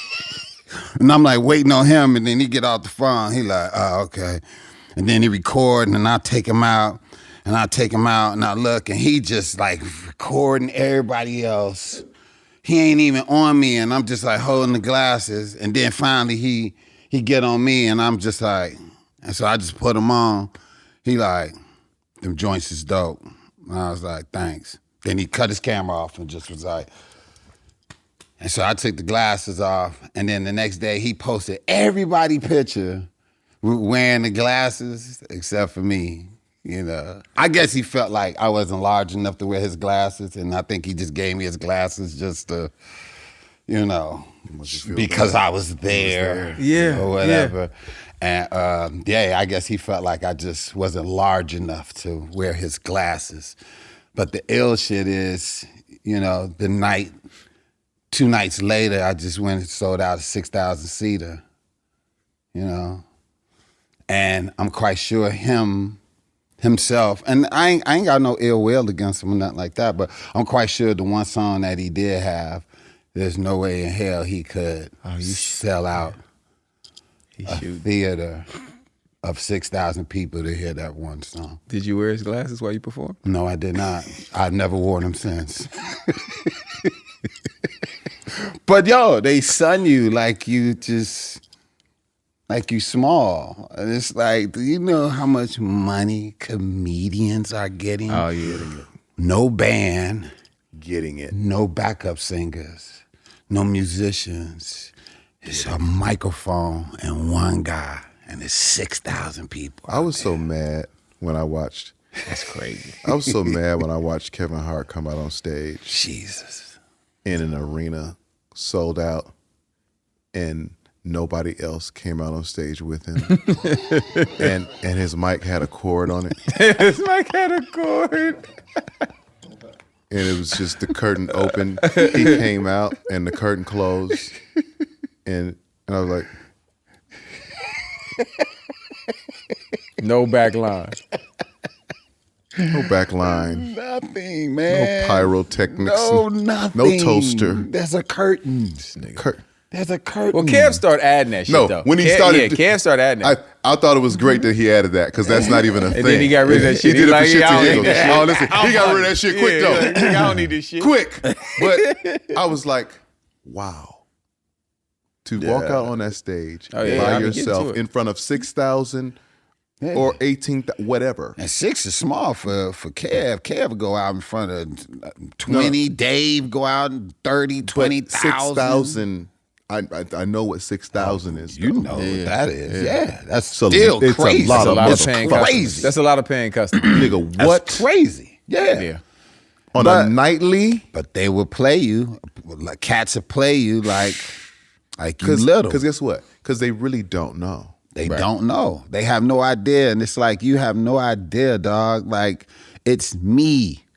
It's me on stage, dog. It's not me and nobody else. Like, do the math. Like, you can't. Actually, I could wear your glasses in front of the 6,000 here, and then after I'm done with that 6,000, I'm going to see another 4,000. Then I'm going to see another 2,000. You can have his glasses set up in the lobby. I could be wearing your glasses at every venue that I'm at. Right. But because you like play me like I'm little, it's like, nah, you know, but they'll do it to you like all the time. And I think I've had such a love for comedy for so long. Like even me you first coming to LA. Yeah, he does. No, he the one to put me like, so Kev used to work out with us. Mm-hmm. I don't know how many years ago this was, at the 24-Hour Fitness in Sherman Oaks. Wow. The random one. We used to play basketball together in the E-League and all of that. And at this point, I only knew Kev from us working out. But I had seen like some of the stuff that he was, but not like, I hadn't been to the shows and that type of thing. And Tank like, nah, nigga, Kev got a show on Friday. Then another one on. I'm like, oh shit. Okay. And Tank is really in the gym as his promoter. I remember this shit. Nigga, we doing sets, we doing shit. And he like, nigga, Kev going up, nigga, we gotta go. And we start going, and he really introduced me into like, yo, bro, these comedy clubs, you gotta see this grind. This shit is different than what we doing in music. Like, this is a whole nother world. Yeah. What they do, and they doing 11 shows, and they doing back-to-backs and backs.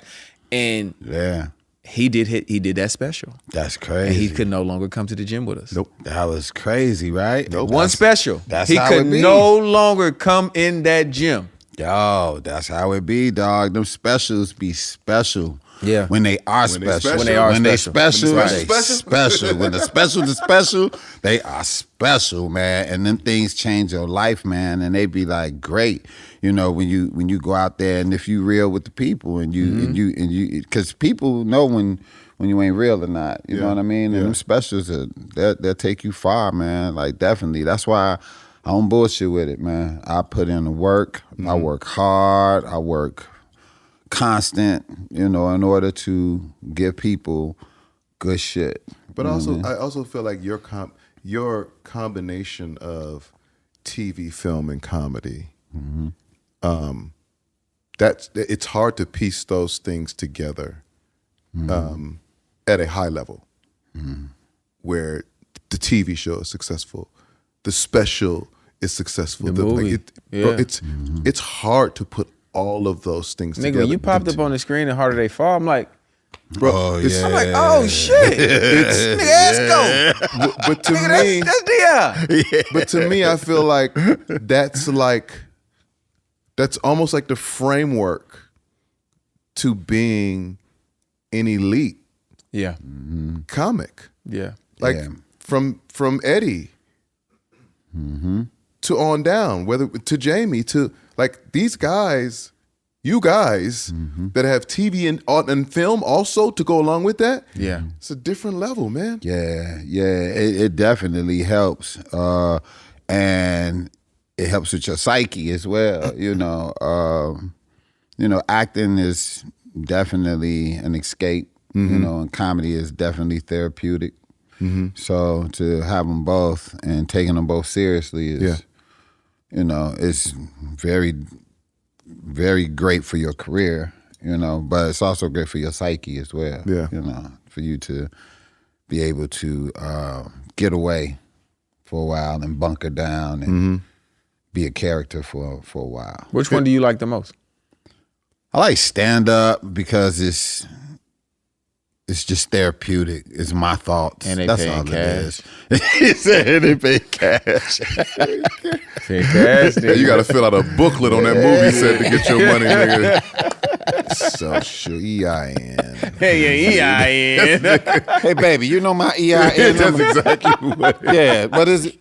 No. Look under the dresses. You got your EIN. Oh, you get your shit. Now look under the dresser and then look under the socks and then look under the clothes. Listen, and then depending on what state you in, you got to pay they tax. They tax. Oh hell no! So what we got to set up?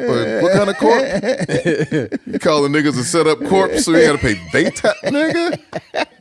That comedy come with that brown bag. Yo, let me ask you something. Let me ask y'all something. I couldn't wait to get here to ask y'all. Be for real, for real. How do you feel about today's music? Me and I are. It's hard to ask us because we are In today's music. We are part of the tradition and the progression. So we have an appreciation for all of it because all of it has a place. Now, what I always encourage is for everyone who's doing music now to study the people who were doing music then.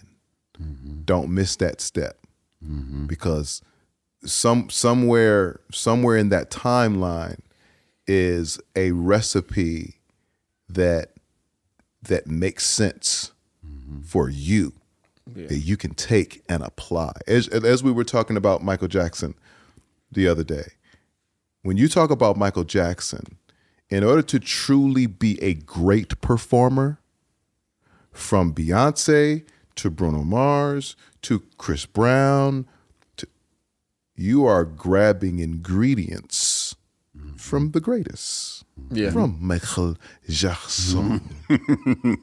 You have to. Yeah. When you talk about when I'm trying to figure out this scream that I want to hear at my show, it's got to feel and sound like this. I'm listening to Distant Lover Live, Marvin Gaye, and I'm studying how he's saying it, how he moving, how he goes into the song. Distant Lover don't start off like Distant Lover. It's a prelude. Yeah. And then it goes, boom, boom, boom, boom, distant love. Oh my God, baby. A woman is having a baby on the third row. Twins, nigga. You have to, that's how you stay grounded, whereas in your gift in what you do has a foundation, but you're also tuned in to what's happening and what's working now. So I just say, don't get too lost in the now, because the now is quick, fast, and hurry. The now is trendy. The now is all of these things that you can get caught up into, and you can be here and gone in a minute if you're just attached to that. But when you start dialing into tradition and you start pulling in the pieces that kept those people, there's the reason why those people are around to this day, even if they're not alive. Yeah. I think for me, I think it's because I've always asked so many questions, right? I've always asked my grandfather, my mama, my daddy, what they liked, what people wanted to hear. That now I ask those same questions to my children. And I think that for me is why I've personally been able to adapt to music, and why I can still have appreciation for what's going on, right? Because there were certain artists, I'll be very honest, I didn't understand NBA Youngboy at first. I didn't get it. I ain't gonna lie. I'm not gonna lie. I was like, oh, he got a couple songs. I didn't understand though, really, until I start telling my son, take the aux. And we driving to school before he got his car, and we just listening. I'm researching. I'm like, oh, I get it. I get why these kids are really tapped into him. I hear the teenage angst. I hear you know what I mean? I can see why they're excited about it, right? The way that I was excited about Snoop Dogg, or the way that I was excited about Jodeci, I can see how they're excited about Bryson Tiller, or they're excited about Chris Brown, and those type of things. And I've always listened with open ears. Tank could tell you that about me. Like, it ain't always got to be right for me. It just got to feel right, and it got to feel good. Right. And to me, this new music feel right and feel good. You know what I mean? For the place that you're in. Yeah. Because that's the other thing about music. Music is the only thing that can travel with you throughout your life, anywhere you're going. You're going to hear it in movies. You're going to hear it at the games. You're going to, like, if I don't go to the basketball game or watch the basketball game on TV, I don't see it. I don't hear it. Music is different. Right. It's everywhere. Yeah. And you have a different emotion for it in different places. So now that I'm in the space with my son, I got the same, I'm in that moment with him. When I'm with my daughter and she wants to play the K-pop sometime, or then she want to play, I'm like, oh, okay, I get it. Yeah. All right, what's the new young girls? Cat's Eye. She's like, Dad, you gotta. Nigga, I've been in music business 100,000 years and I had never heard of Cat's Eye. My 10-year-old daughter. Yeah, that's what she's into. It's like, Dad, they got records. Yeah. And I just have an open mind for it. Yeah. Because my parents had an open mind. I didn't come from that household that said, you know, this is the best way I can put it. My mother's favorite two artists were Prince and Ice Cube. Really nice. Doesn't make sense to the average person. Right. But those were my mother's favorite. I'm talking about top of the top. Prince and Ice Cube. Wow. So imagine as a kid, I'm hearing everything in between. Yeah, exactly. I like music for like if I'm on some turn up, if I'm in a club, you know, all that. When it comes to like R&B music and, you know, alternative, you know, just I always feel like I'm just always complaining, but I don't mean to complain. I just be wanting change to come. You know what I mean? I just don't feel no church. Well, I'm sorry. Because I mean, but Okay, no. I'm listening to what you're saying. but I'm turned up. no. I'm turned all the way up. Let's go. Well, you to me, But you gonna hear that with a Jasmine Sullivan. You gonna hear church. You hear church with Jasmine. All right. I'm just talking about. I'm talking about. It's What- very few and far in between now. No, yes, it's Than what it used like it used to be. That's where you go to find the singer. yeah. Yeah. That used to be like a prerequisite. Like I saw him, he was singing in the church one day, and I was like, man, those are the stories when you go from Aretha Franklin and you go to Rob, Whitney and you go to Houston. Whitney Houston, and you go to like. So to me, I understand what you're saying in terms of one of the ingredients that is missing. It's missing from today's. It's Yeah. missing. You're right It's about that, missing. though. And It's true. Right and about that. church, and you don't even have to. It's just the when feeling. it comes to It's the the- black, it's the feeling. When it comes to black culture, what makes black culture? It's church. Church. I don't think nobody's going to church no more Because because you would be inspired by church. well, here's the other part too. No? Church has changed. Church has changed. I do So- give you that. So like church used to be about the choir. And we used to have The word 3 or 4 and choirs. try. So you had an opportunity to sing in church, to be part of something, to be part of that movement. Then church slowly moved to the praise team. It's only 6 people on the praise team. So didn't leave a whole lot of room for anybody to participate, Right. whether it be those solos. Or, Wait, so they start making cuts like basketball at church? it was just a wave. The praise Yeah. team just became the, I mean, the wave. so I didn't. So as you, I'm the church I didn't grow up kid. in church. Yeah, I grew up preaching. He Yeah. grew up pimping. So this is just that's our balance. Chicago. Right. We came together and we one Chicago nigga. Yeah. We both lifted off. You understand what I'm saying? Yeah, absolutely. No, but I just that's funny as hell. Though. But You're right. when I say church, I don't mean like church. No, you talking about the you're feeling. right. You talking about the You're feeling. right. I And use you're the right. word church, just if not more as rhythm. The word rhythm. It's the root. The word funk. Yes. The word funk. All comes from church. The word rhythm. All of it. And the word church. The black church. They You are all 100%. have. I mean, you be like, man, this funky, or you be like, this soulful. soulful. Church. It's It's church. it's, James Brown. and I just was think a that preacher. nobody has it. Yes, James Brown. James was Brown was a preacher. D'Angelo was in church. Yeah. Mary was in church. Church. You know, and so all I'm saying is that, are we done with? And I'm just asking I the don't think question: so. Are we I don't done think with so. church? I don't think so. No. I don't In- think in so. music, I no. think it goes in everything goes in waves. Wait, It go as away. we're having an R&B wave. As we're having it's an R&B starting wave. to make Right. its way back to the top of the conversation. Now people are gonna be like, okay, well, where are the singers at? Leon Thomas. They're over there.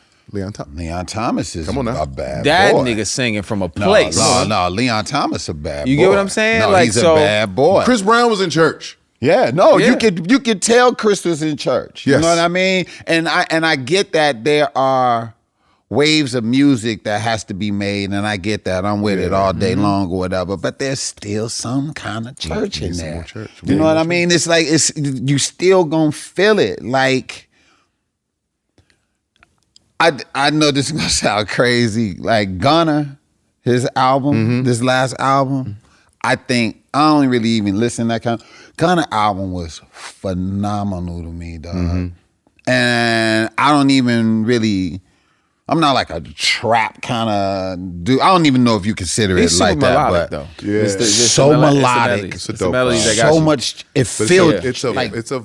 It's a feeling. vibe. It's a grown. Yeah.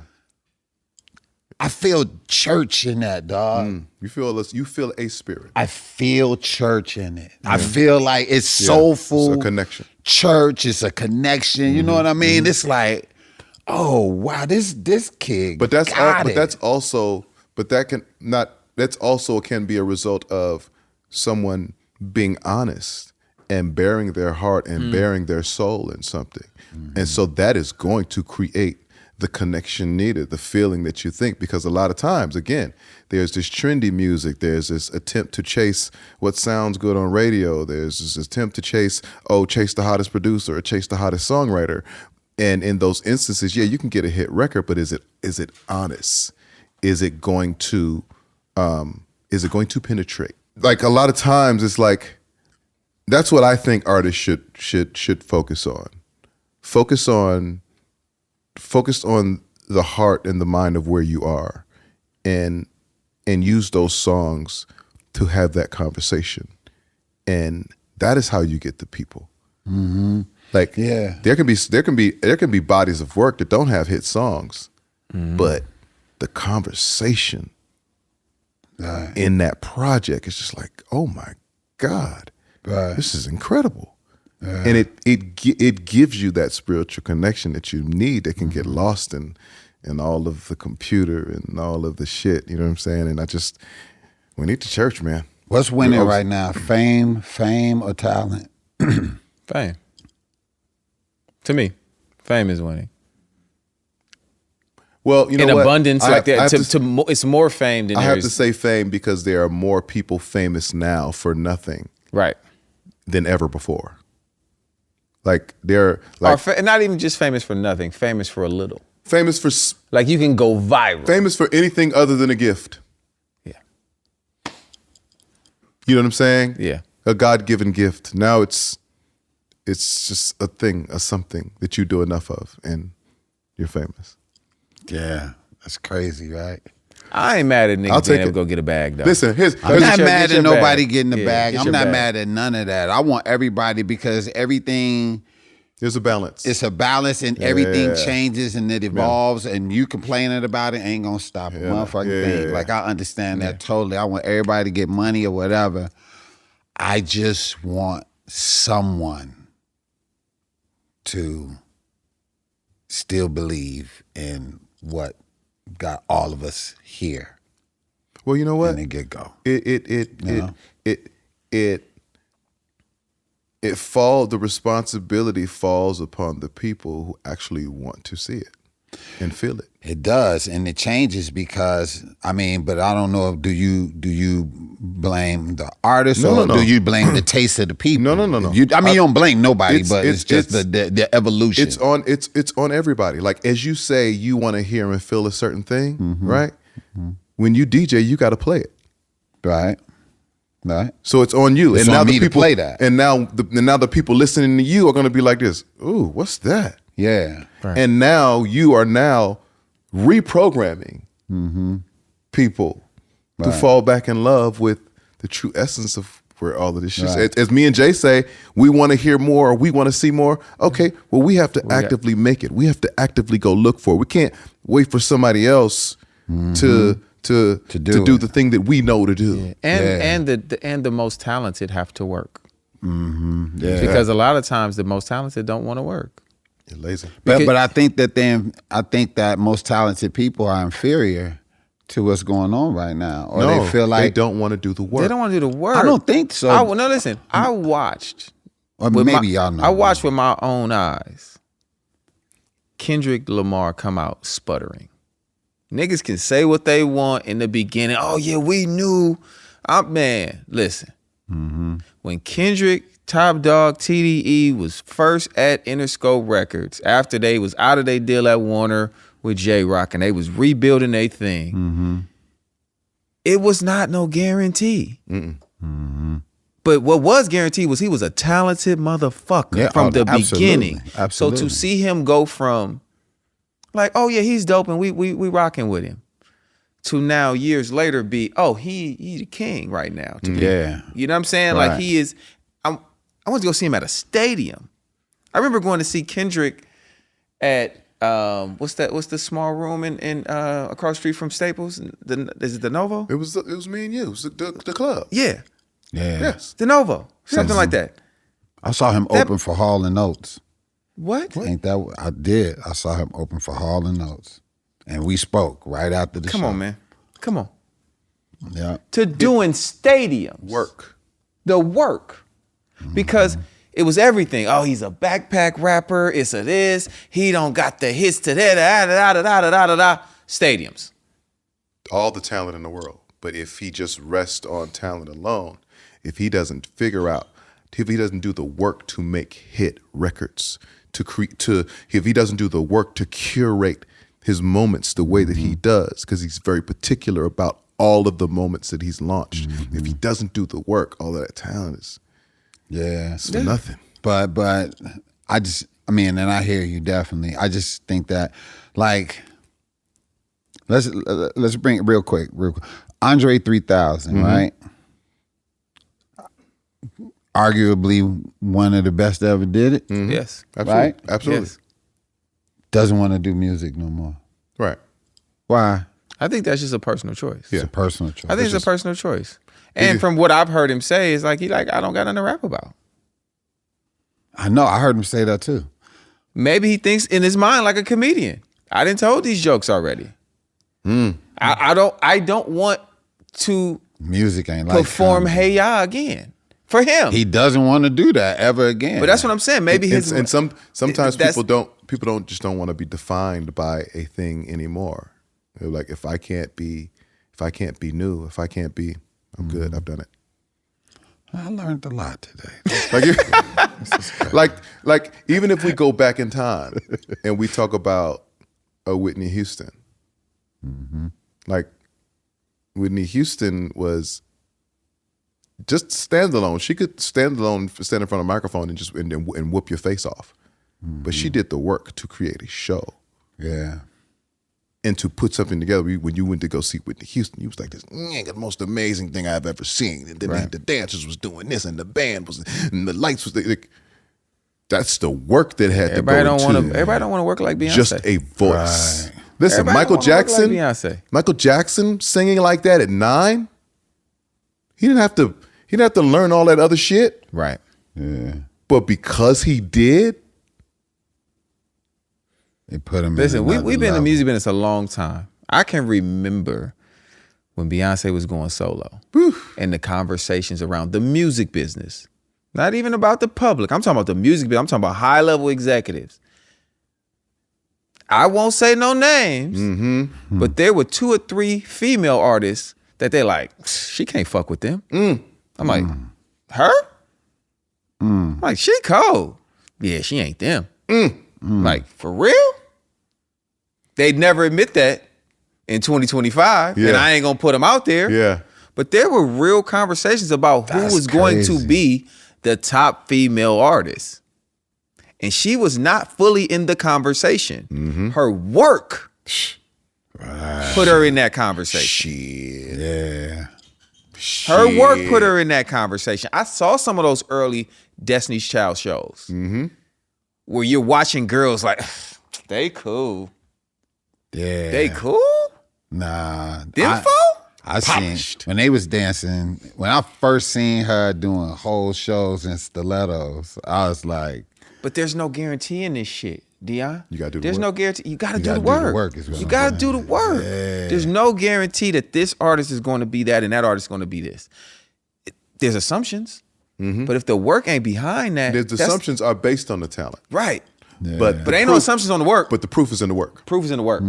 Proof is in the work, and I just don't believe that the most talented, not all of them, they don't always want to do the work. There's work to stay in. There's work to stay ahead or on when it comes to any of this Right. shit. Right. When it comes to your fashion, when it comes to your song choices and the words you're using, your lingo and your slang, the way you're singing, the texture, all of these things, it takes work to. Okay, what's going on? What's that just got? Yeah. What does he have on? Right. Yeah. Like, I don't like when people just say Chris Brown is talented. I don't like that. He's nah. I don't like that. I'm like, no. That nigga work his ass off. Yeah, he do. Then I've walked out of his house at 5 a.m, tired as hell, and he's still working on more songs. Still. Or he's still watching some videos, or he's still talking about, big bro, and then after that blow up, I'm gonna jump out of the thing, and I'm like, nigga, it's Still. light outside, bro. And you play me 80 songs. Still. And I'm tired. That's crazy. So that is, to me, is the word. That's the the part word, that people man. don't see. The They word. see the end result. They see the concert at the stadium, or they see the video, and they see the end result. But it's the process is the reason why there are only few artists that can live in that space. It's the process as to why only few comedians can live in that space. Yeah. It's the work you've done. Yeah, definitely. It's the work, bro. Yeah. I know. I knew you before you had a Ferrari. Yeah. I know why you have a Ferrari. I know why. It's not just because you're good. Yeah. And Old Spice pays really well. Old Spice plays. They paid me We've once. only had one. They paid me They once. called me. I said, Tank. Old Spice looking for you. I was like, I think they're gonna make me the new guy. I think they're trying to phase Deon out and bring me in. Wrong. Hey, absolutely not. What do you mean? Maybe me and Deon could do something together with friends. Absolutely not. Thank you for coming by. But when that wire hit, I was happy about my one wire. And I was like, when me and Deon are friends, we should collectively. Nah, we good. We good. We got Deon. We good. I was like, but Deon ain't got no muscles like me. We don't need him. We don't need him. Thank you. Thank you, though. I could be in the tub. I could be in the tub. Hey, I can be in the tub. Old Spice coconut. Old Spice coconut. They said, no, sir, we're good. Thank you so much for coming by. Thank you. We'll call you. Hey, listen. We know you getting to I the bag. know you getting it. Because what I got from my one little Instagram campaign, nigga, I was like, His is actually on TV. nigga, I was like, please. Put mine on the screen. I meant to call you too and ask you to put in a good word for me. Nigga, that's funny. nigga, you did the work. You're doing the work, man. man, And as you explained the appreciate process, it made me realize how much work you're really doing. I didn't realize that. As a fellow wannabe comic, Yeah. I'm listening to you like, oh shit. Yeah. When I leave here, I'm going to do a show. There's more shit to I'm do. doing a show tonight. And Where I you got at the joint? more new stuff at the Improv. At the Improv? Same residency. More new stuff to do. What time you gonna be over? And man, we don't even start till like 9:45. Oh, I'll be in the bed by then. You so tripping. I'm That's why you. doing that. That's why you go that late. There's only 40 Yeah, people out that yeah, I late. Work go- on your you shit. go late. I'm going to one. I'm going to sneak my ass. You gonna go ahead? Yeah. I'm going to be 38. I'm number 38 in that motherfucker. Number 38. Here's my question though. I got a question for you. Who, because a lot of times, in a joke, there's some truth. Who's the two big girls that was trying to run a train on you?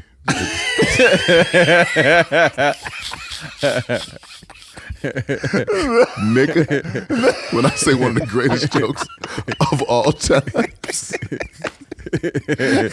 nigga, I was screaming. Oh, Big Slim look wrong. What? Dog, What? we was in Cincinnati, dog, and this bad chick was like just drunk and talking all just like, yo, I want you. And, oh, I want you so bad.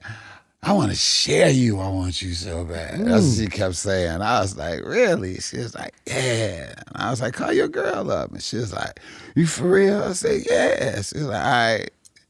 She called us. She said she gonna be here in 20 minutes. I said, all right, cool. And we sitting there talking, drinking and shit.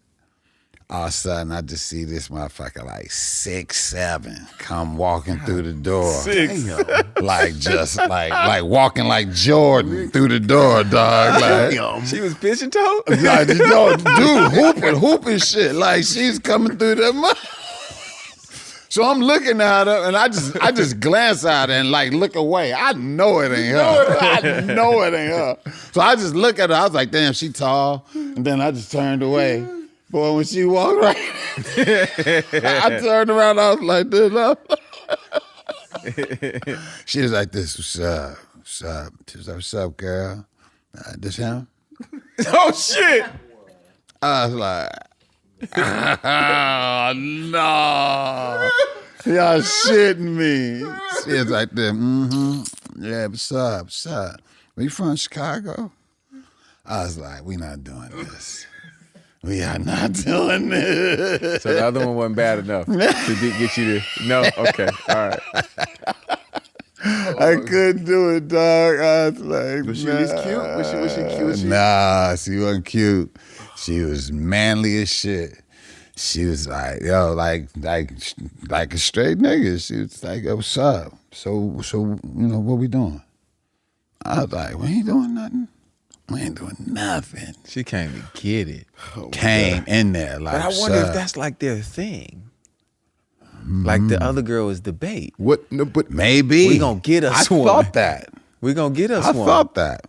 that's I thought twice. That's that. twice now. I thought that. Tried you. That's twice they tried. You got to start punching one of these motherfuckers out. Stop throwing these suggestions out. This ain't no motherfucking suggestion box. Nigga, I want a straight man. I don't know it. Yo, I mean, I don't know if we're great to go or not, but I wanted to ask you real quick. I want to tell you though. Did you know Phyllis Hyman used to always come to the shows in Chicago? She would sit in the back of the room and heckle me to the all end, dog. Why? What? All the way up until her death.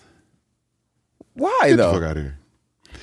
Jill Scott hit me up one day and asked me, somebody told her about it. She hit me up because I think Jill was like writing a film or something on this. She was asking me questions about it.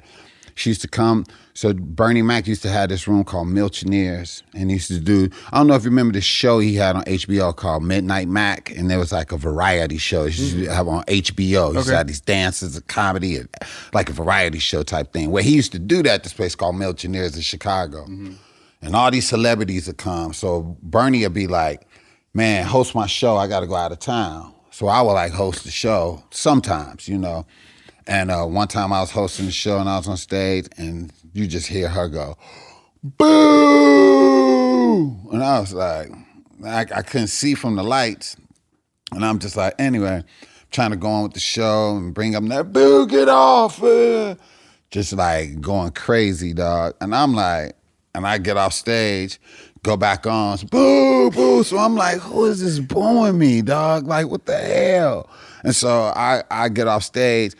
And one of the times I was like, shut up, bitch. Like that, why'd you booing me? And then one of the other guys, one of the band members was like, that's Phyllis Hyman. And I was like, who the fuck is Phyllis Hyman? And because I didn't know who she was, dog. And I was like, who's that? It was like chick from School Days. That's how he said it. Yeah. Chick from School Days. I said, for what? She was singing in School Days. Yeah. And I was like this. Oh, the light-skinned chick. He was like, yeah, her hair was all over her head. She had a white leather jacket on, shoulder pads like this, crop, right?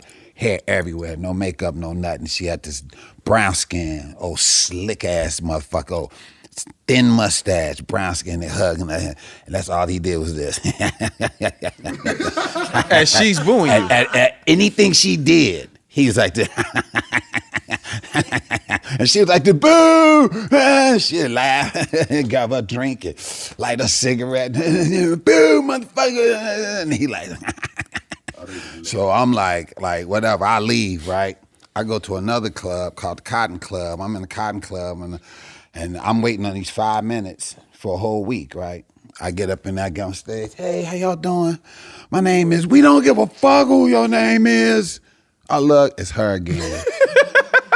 Boo! I'm like, and I'm looking and I see her with that same nigga like this. He like, like boo! Booing the shit out of me, dog. And then came on stage, took the mic from me, started talking about me, dissing me and shit in front of everybody. Phyllis and I had Hyman. to grab Phyllis Hyman. Everybody in Chicago vouched this whole story. When this shit come out, people in Chicago tell you a place called Cotton Club. Dude named Jimmy Spinks used to run the Cotton Club. He used to be in the movie Car Wash. He was the real fat dude with the pancake hat on. Yeah. He used to run that, right? So everybody knows the story. Boo, boo, boo, boo. She come on stage talking about me. I try to take the mic from her. She said, no, motherfucker, no. You motherfucker, this nigga ain't funny. Fuck this nigga. Da, da, da, da, da.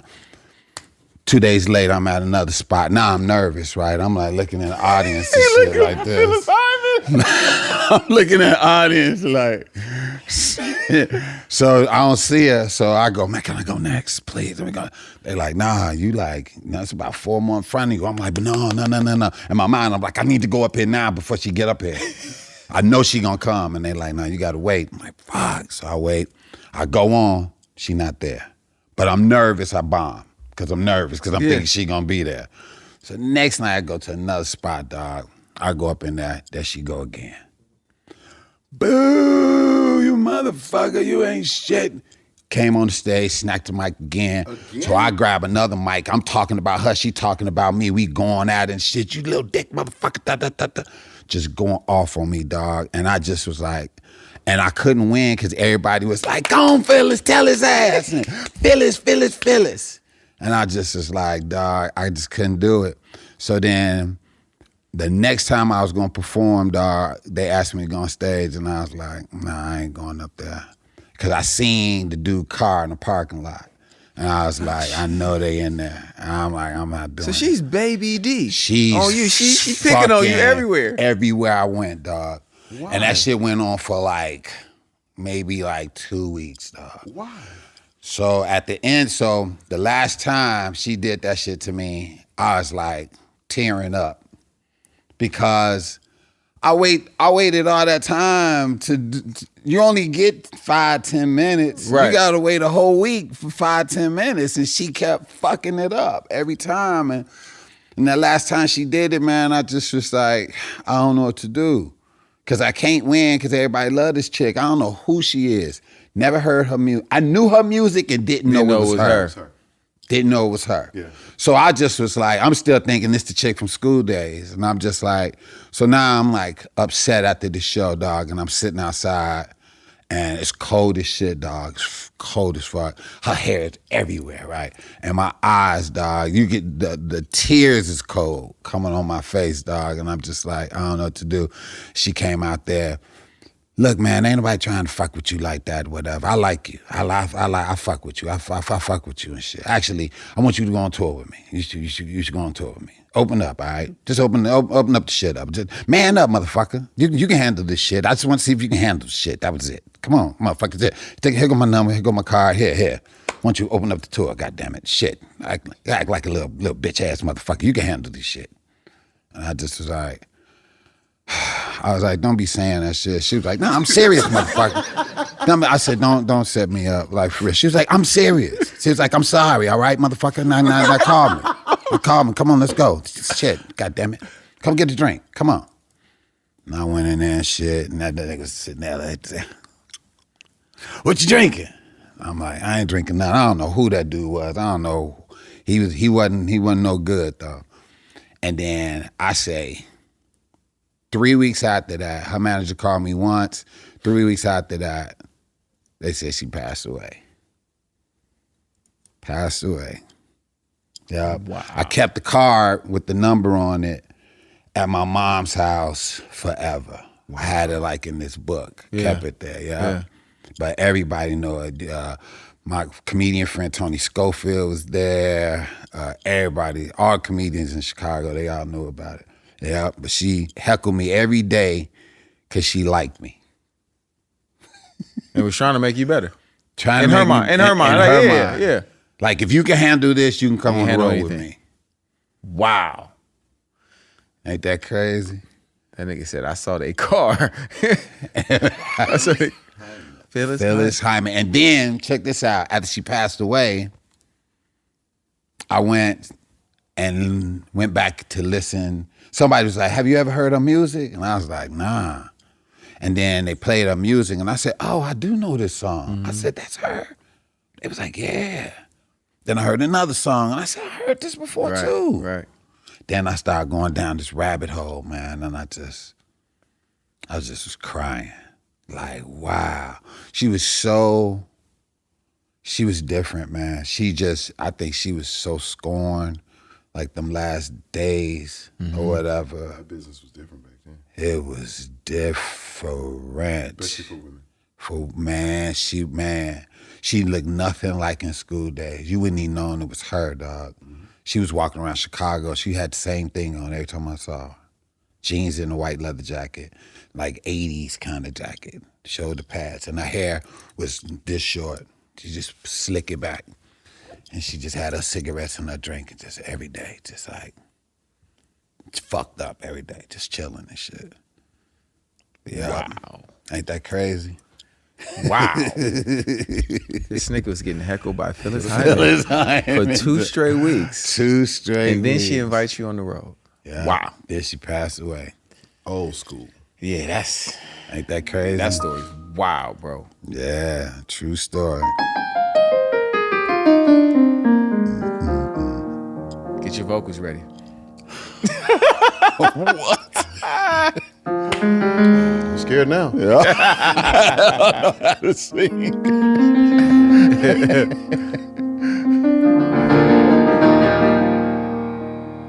Mr. Deon Cole, we invited you here to get some musical information from you. Yeah, he got it too. He know his shit. From being heckled by Phyllis Hyman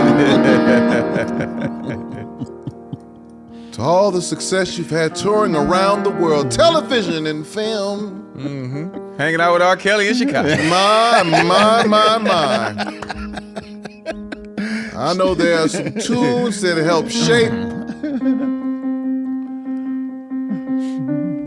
the life of a wonderful man. Mr. Deon Cole, as you've come to the R&B Money Podcast, the fans want to know. What they want to know, Chief?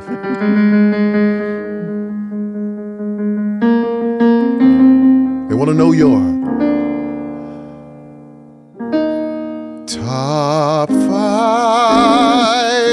Yeah. Your top 5. Yeah. Top 5. Your top 5. R&B singers. R&B songs. We've got to know before you go. Here on this show, everybody wants to know your top 5. Yes. Top 5.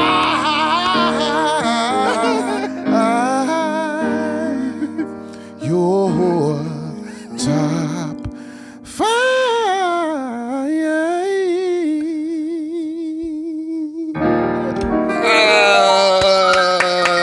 That was amazing, dog. That nigga cold, man. Tea is cold.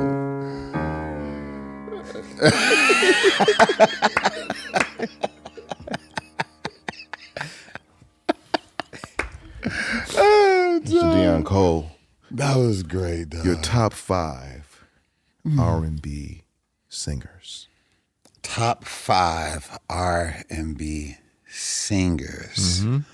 Top Dead or alive, anytime, just your top 5. It could just be what you feel right now. Just 5 R&B singers. Whitney. Come on, there we go. 1. I'm going to tell you who my number 1 is out the gate. Luther. Luther Getting an argument from Vandross, us. one of the greatest singers of all time to me. Yeah. To a lot of us.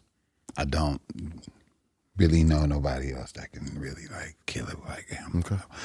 but Whitney, Whitney Luther, Prince, Yeah. Patty. Yeah. Is that 4? Yep. I'm just spitballing right now. I want to say Anita.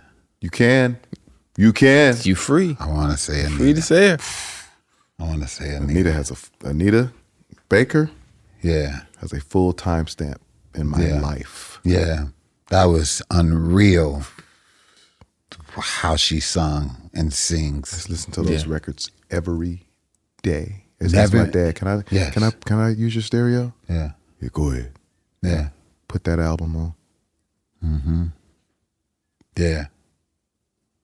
Because I couldn't understand it. I was learning how to play. I was teaching myself how to play piano. And what I was hearing on those songs, I was like, what the fuck is that? Yeah. It's and it's never been duplicated. No. No. Because she's too unique. She's You entirely can't too even unique. you can't even duplicate it. You have to, like, somewhere along the line, God is going to have to give, if he chooses to, somebody that vocal chain Yeah, and he still and the hasn't. ideas behind it. There's no vocal chain like that. Yeah. The closest to me is Tony Braxton. That's the closest. Yes. But remember we were talking about crisp and clean? She's cleaner. Her voice, because Tony got some grunge on her voice. She got some grit on her voice. Anita Baker has her voice resonates. There's a certain clarity at the top of it that it just like, and she's anointed. Yeah. She sang Happy Birthday to Usher one day and I cried a little bit. Yeah, I would have too. I'm in the arena like, it's my birthday. It wasn't. It was. I felt it. Yeah, man. She I don't know why more people don't talk about her like that. You know Well, what I because like it's like you said, it's hard to duplicate it. Yeah. The ones that you can study and steal things from and really grab a piece of it and understand it and replicate it all the time. We can all figure out how to do the moonwalk. Yeah. But we can all go Yeah. we can duplicate that. Yeah. You can't With duplicate her. Anita? Yeah. Something's on my mind, and I asked this before somewhere, and this is a great fucking place to ask this. And I know I'm going off course all real right. quick. Enjoy yourself. Hold on, and then I know we got to get out of Your here. word. Listen. So I went to, and I brought this up before. I went to go see U2 at the Sphere.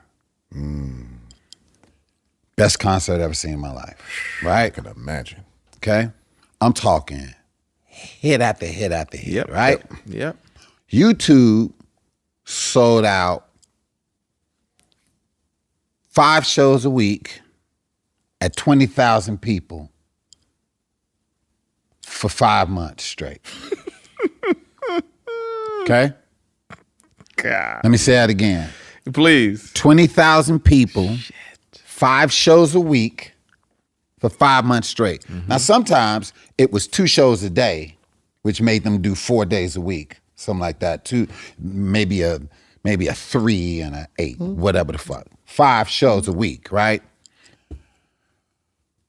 For 5 months straight. What black artists do you know that can do that? That's alive.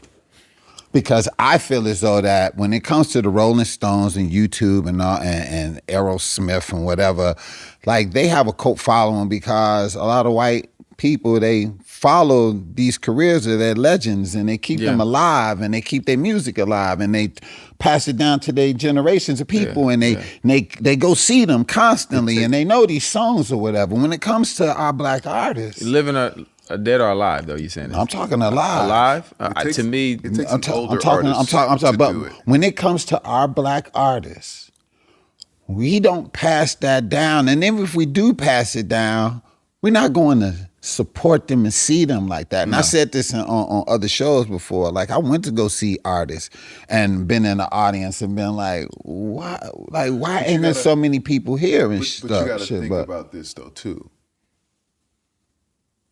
How many of our artists have established a platform that big? And this is what I'm saying. First of all, anybody that could have is dead.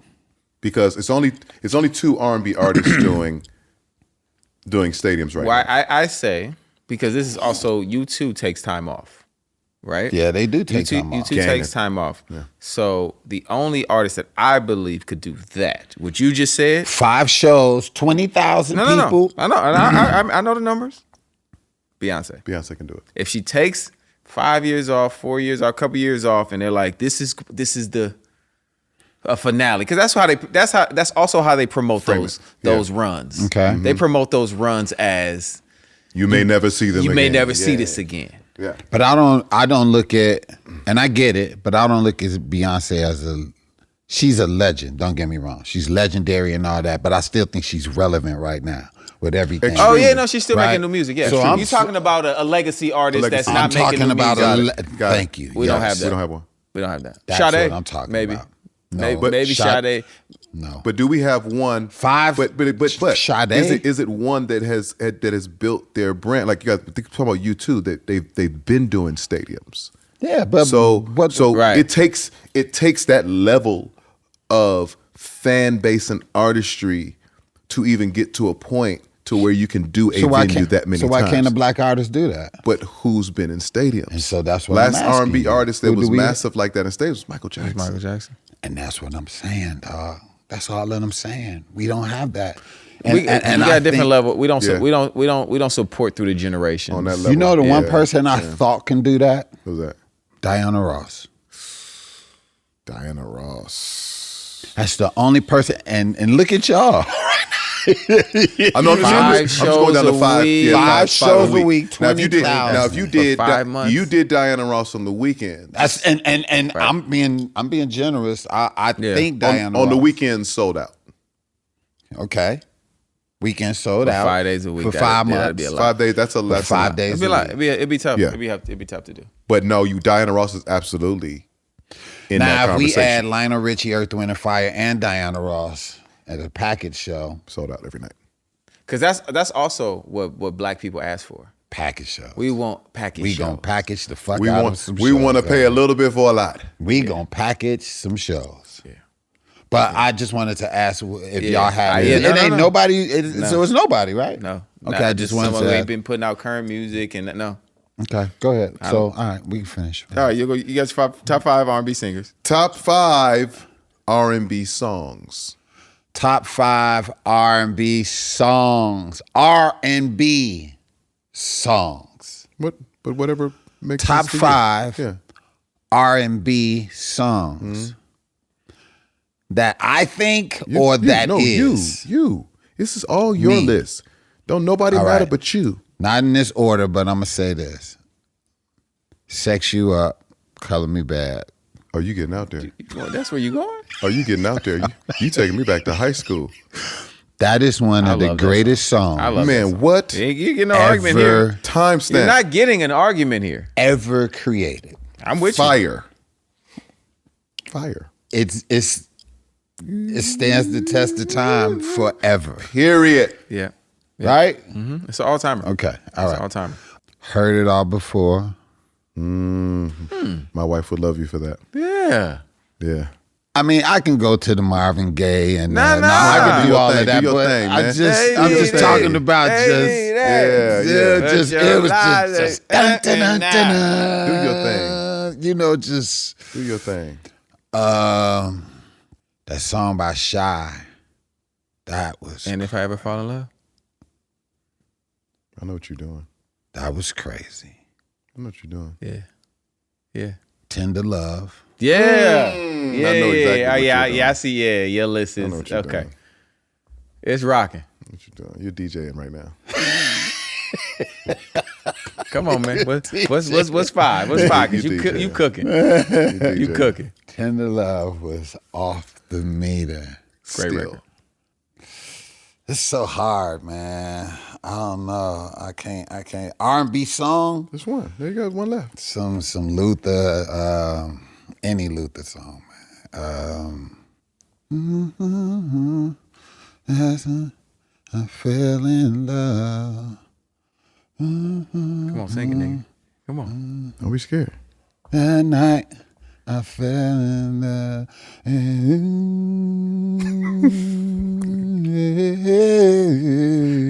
You know what I'm talking about? What song is that song? This is what you keep singing. No. What song is that? Kill him. The Night I Fell in Love. Ain't that the name of Is it? that the name of it? The night I fell in love. Yeah. It could be, yeah. Boy, Yeah. that's, I could listen to that forever. You DJ. We go clip that you singing. We definitely gonna clip that. That's a clip. Okay, let's do your R&B Voltron. Okay, your super R&B artists. You got to put this artist together from all the artists ever. So, which artist are you gonna get the vocal from to make your super R&B artist? The performance style, the styling, the passion of the artist. Is that all? Is it 4 or 5? Yeah, that's it. Is it? Yeah. Okay. Yeah. So And what comedian is going to be the open. opener? What comedian's gonna open? Yeah. What comedian's gonna open? I knew the 5 was there for a reason. What comedian is gonna So what open? vocal? Whose vocal from the beginning of time are you gonna get to be your super R&B artist? One vocal. Dead or Alive? Dead or alive. Oh, shit. Luther. Done. All right. So Luther's the singer. Performance style. Them on stage. Prince. That's You cool. out there. The styling. The drip of the artist. Michael. The passion of the artist. Who Who mean mean it. Whitney. Yeah. And what comedian is opening for this artist? Deon. Deon. Have you done any of the Love and Laughter stuff? I'm sure. No, I haven't. I haven't even seen it. I wanted to go, but I haven't done. No, I'm saying none like of it. with you and an R&B artist. Have you ever done any of it? No. Man, what you want to do? Stop playing. Stop playing, boy. Man, that'd be crazy. Nuts. Boy, we'll be so funny and be so dope music and everything. Fly. Can I say this too? And I'm not just saying this though, straight up. And I'm just saying this because we here, whatever. But when you wrote When We, that's another one of them songs that's like, it's just, this stands the test of time. That's going to always be around. And it's simple. It's just the simplicity of that. It's just, that song was so simple. Right there. It ain't a whole bunch of words. Nope. Ain't a whole bunch of just this and that. What I'm going to promise you. It's a rhythm. It's a groove. It's church. It's church in that. I ain't got any lie to that. It's spiritual. Whoo, it's church in that. No spiritual. I promise you this. Whoo, shit. Man. Boy, that thing, boy, I remember when that when I first heard that shit, I was like, what's this? Niggas like, it's Tank. They started doing the snake. I was like, I fuck a lot of older women. I know I've been to one of your parties. Cut it out. It's Tank. I've been to one of your parties. Cut it out. I remember I met Deon out one night. He was like, yeah, nigga, pull up. your party. It's cracking in here. Knees cracking. I walked in. I smelled so much Bengay. Oh, shit. Oh, my boy Chauncey be saying that all the time. Every woman in there had on a blouse. And a slip. And a slip. Everybody got a slip on And in my pantyhose. I was like, pantyhose. pantyhose? I looked at Tank, I said, it ain't for me. Hey, man. I'm notorious for that too, dog. People come to my party, niggas walking in and be like, And he had the nerve to have I'll it. be like, welcome. And he had the nerve to have it at the Zen Lounge when the Zen Lounge didn't even exist no more. I said, yeah. Like, get in here, Tank. It's cracking in here, nigga. It's lit in this. Shit. Having a party. All you heard was, well, all right. Dibby, dibby, dibby. Oh, yeah.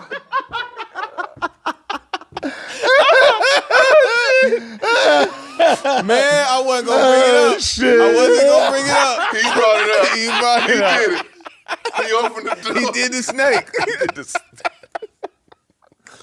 Oh, y'all messed The up. back of my head hurts. God, man. dog, All right, we dog. got one more section, then we gotta get out of here. Hold on. I can't even sing the goddamn Jay said, I've been to your party. been to your parties, nigga. Man, it's cracking in here. Everybody got a casserole, a little something with them. I brought you something, I brought you something, Dion. Bowl of butterscotch at the door. Grab your butterscotch before you leave. Get you a mint on the way out, you know?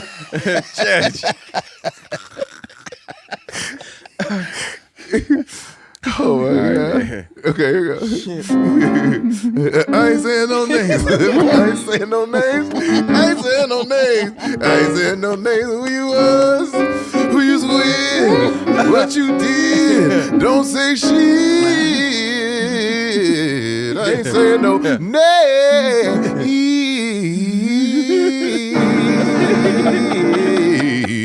Oh, man. All right, man, we here. We done told our story. We just Oh, shit. That's funny. Very important part of the show. When you tell us a story, funny or fucked up. I don't know if it's gonna get more funny or fucked up than the Phyllis Hyman story. But I think that was it. or the nigga who gave the glasses.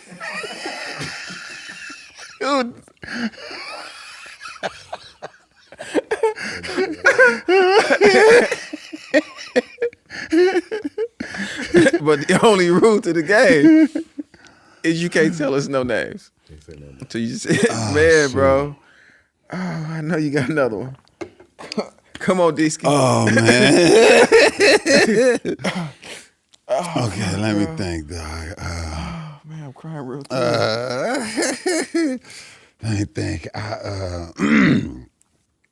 One time I was doing the show. We were doing this open mic. We was performing. And the guy that was running the open mic, I was younger. The guy that was over the open mic, he says to all of us, it's everybody there. It's poets, rappers, comics, everybody. He goes like this. Y'all got 5 minutes, all right? 5 minutes and you get off. You go over your time, I'm cutting music on you, and you're going to get off stage, all right? Now, when everybody do their time, get on out of here. He looks at my guy named, no names. He looks at my guy, and he goes, he's a magician, my guy. And he was like this, don't do that fire trick. The seal is too low for that bullshit. You'll cut the sprinklers on and shit. Don't do that fire shit you be doing, all right? So don't, you hear me, right? Don't do that shit. All right, everybody have a good show. So my guy, he like this, and that's my closing bid. And I was like this, maybe if you start with it. What? You can get it out the way early. And just don't do all the fire. Just do some of the fire. He was like this, yeah. All right.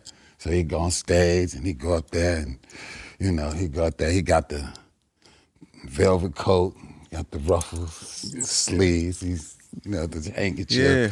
He goes up there, he looks at me, give me a wink. I'm like, and he's just like, and he got his fire. And he has his fire. And he's like going back and forth with it.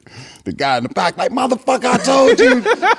Don't do that fucking fire shit, motherfucker. And he like this, huh? He like, it's gonna be real quick. threw him off his shit, right? Fire catch on his shirt. It's fire all on his ruffles, right?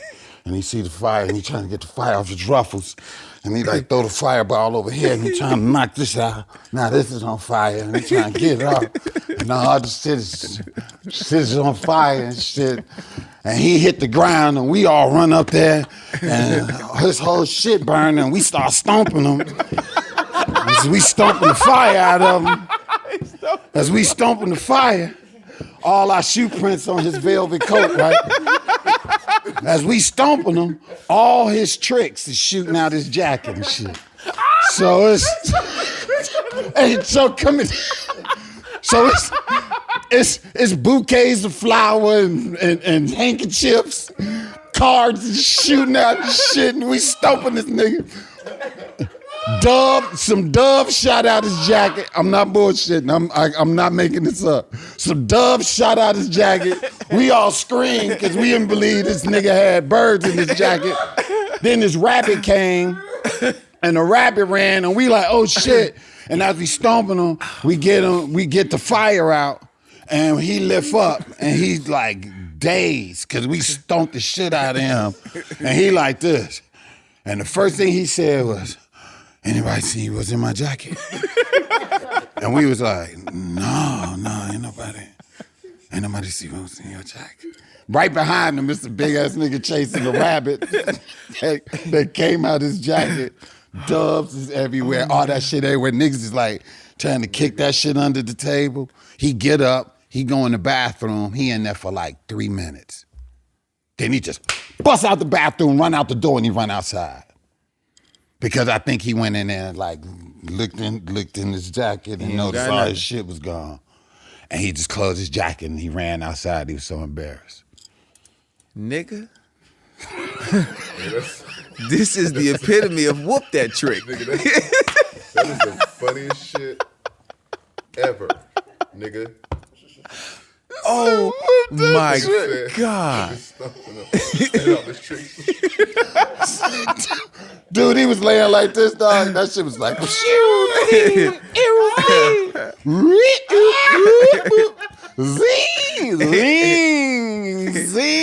And you told him to start it off with it. Dog, now, maybe if you do it earlier. Earlier wasn't going to stop the sprinklers, bro. Like, what? Because I know how long, I've seen it so many times. I know how long it took. I was like, just do a little bit of the fire up top. And that was it. And he just went through with it. But dog, yeah. That's great. That is great. That's so fucking funny. Y'all stomping this nigga is living rent free in my mind forever. No, he just laid out like tricks. this. It's the tricks coming out. Dog, all throughout the cards his jacket, falling dog. True story. Mr. Deon Cole, listen, man, we love you, brother. We appreciate you, brother. Man, thank y'all, man. We needed this pull-up, man. We needed you thank here, y'all man. for having me, man. I love your platform. I love it so much, man. This is so great, so needed, so refreshing, so great. Thank you so much, man. I appreciate y'all, man. Next stop, Love and Laughter with Tank and Deon Cole. Hey. Yeah. Ladies and gentlemen, I'm Tank. I'm jvalentine. And this is the R&B Money Podcast, the authority on all things R&B. Shot-town. He's here, man. Mr. Deon Cole. Yes, sir.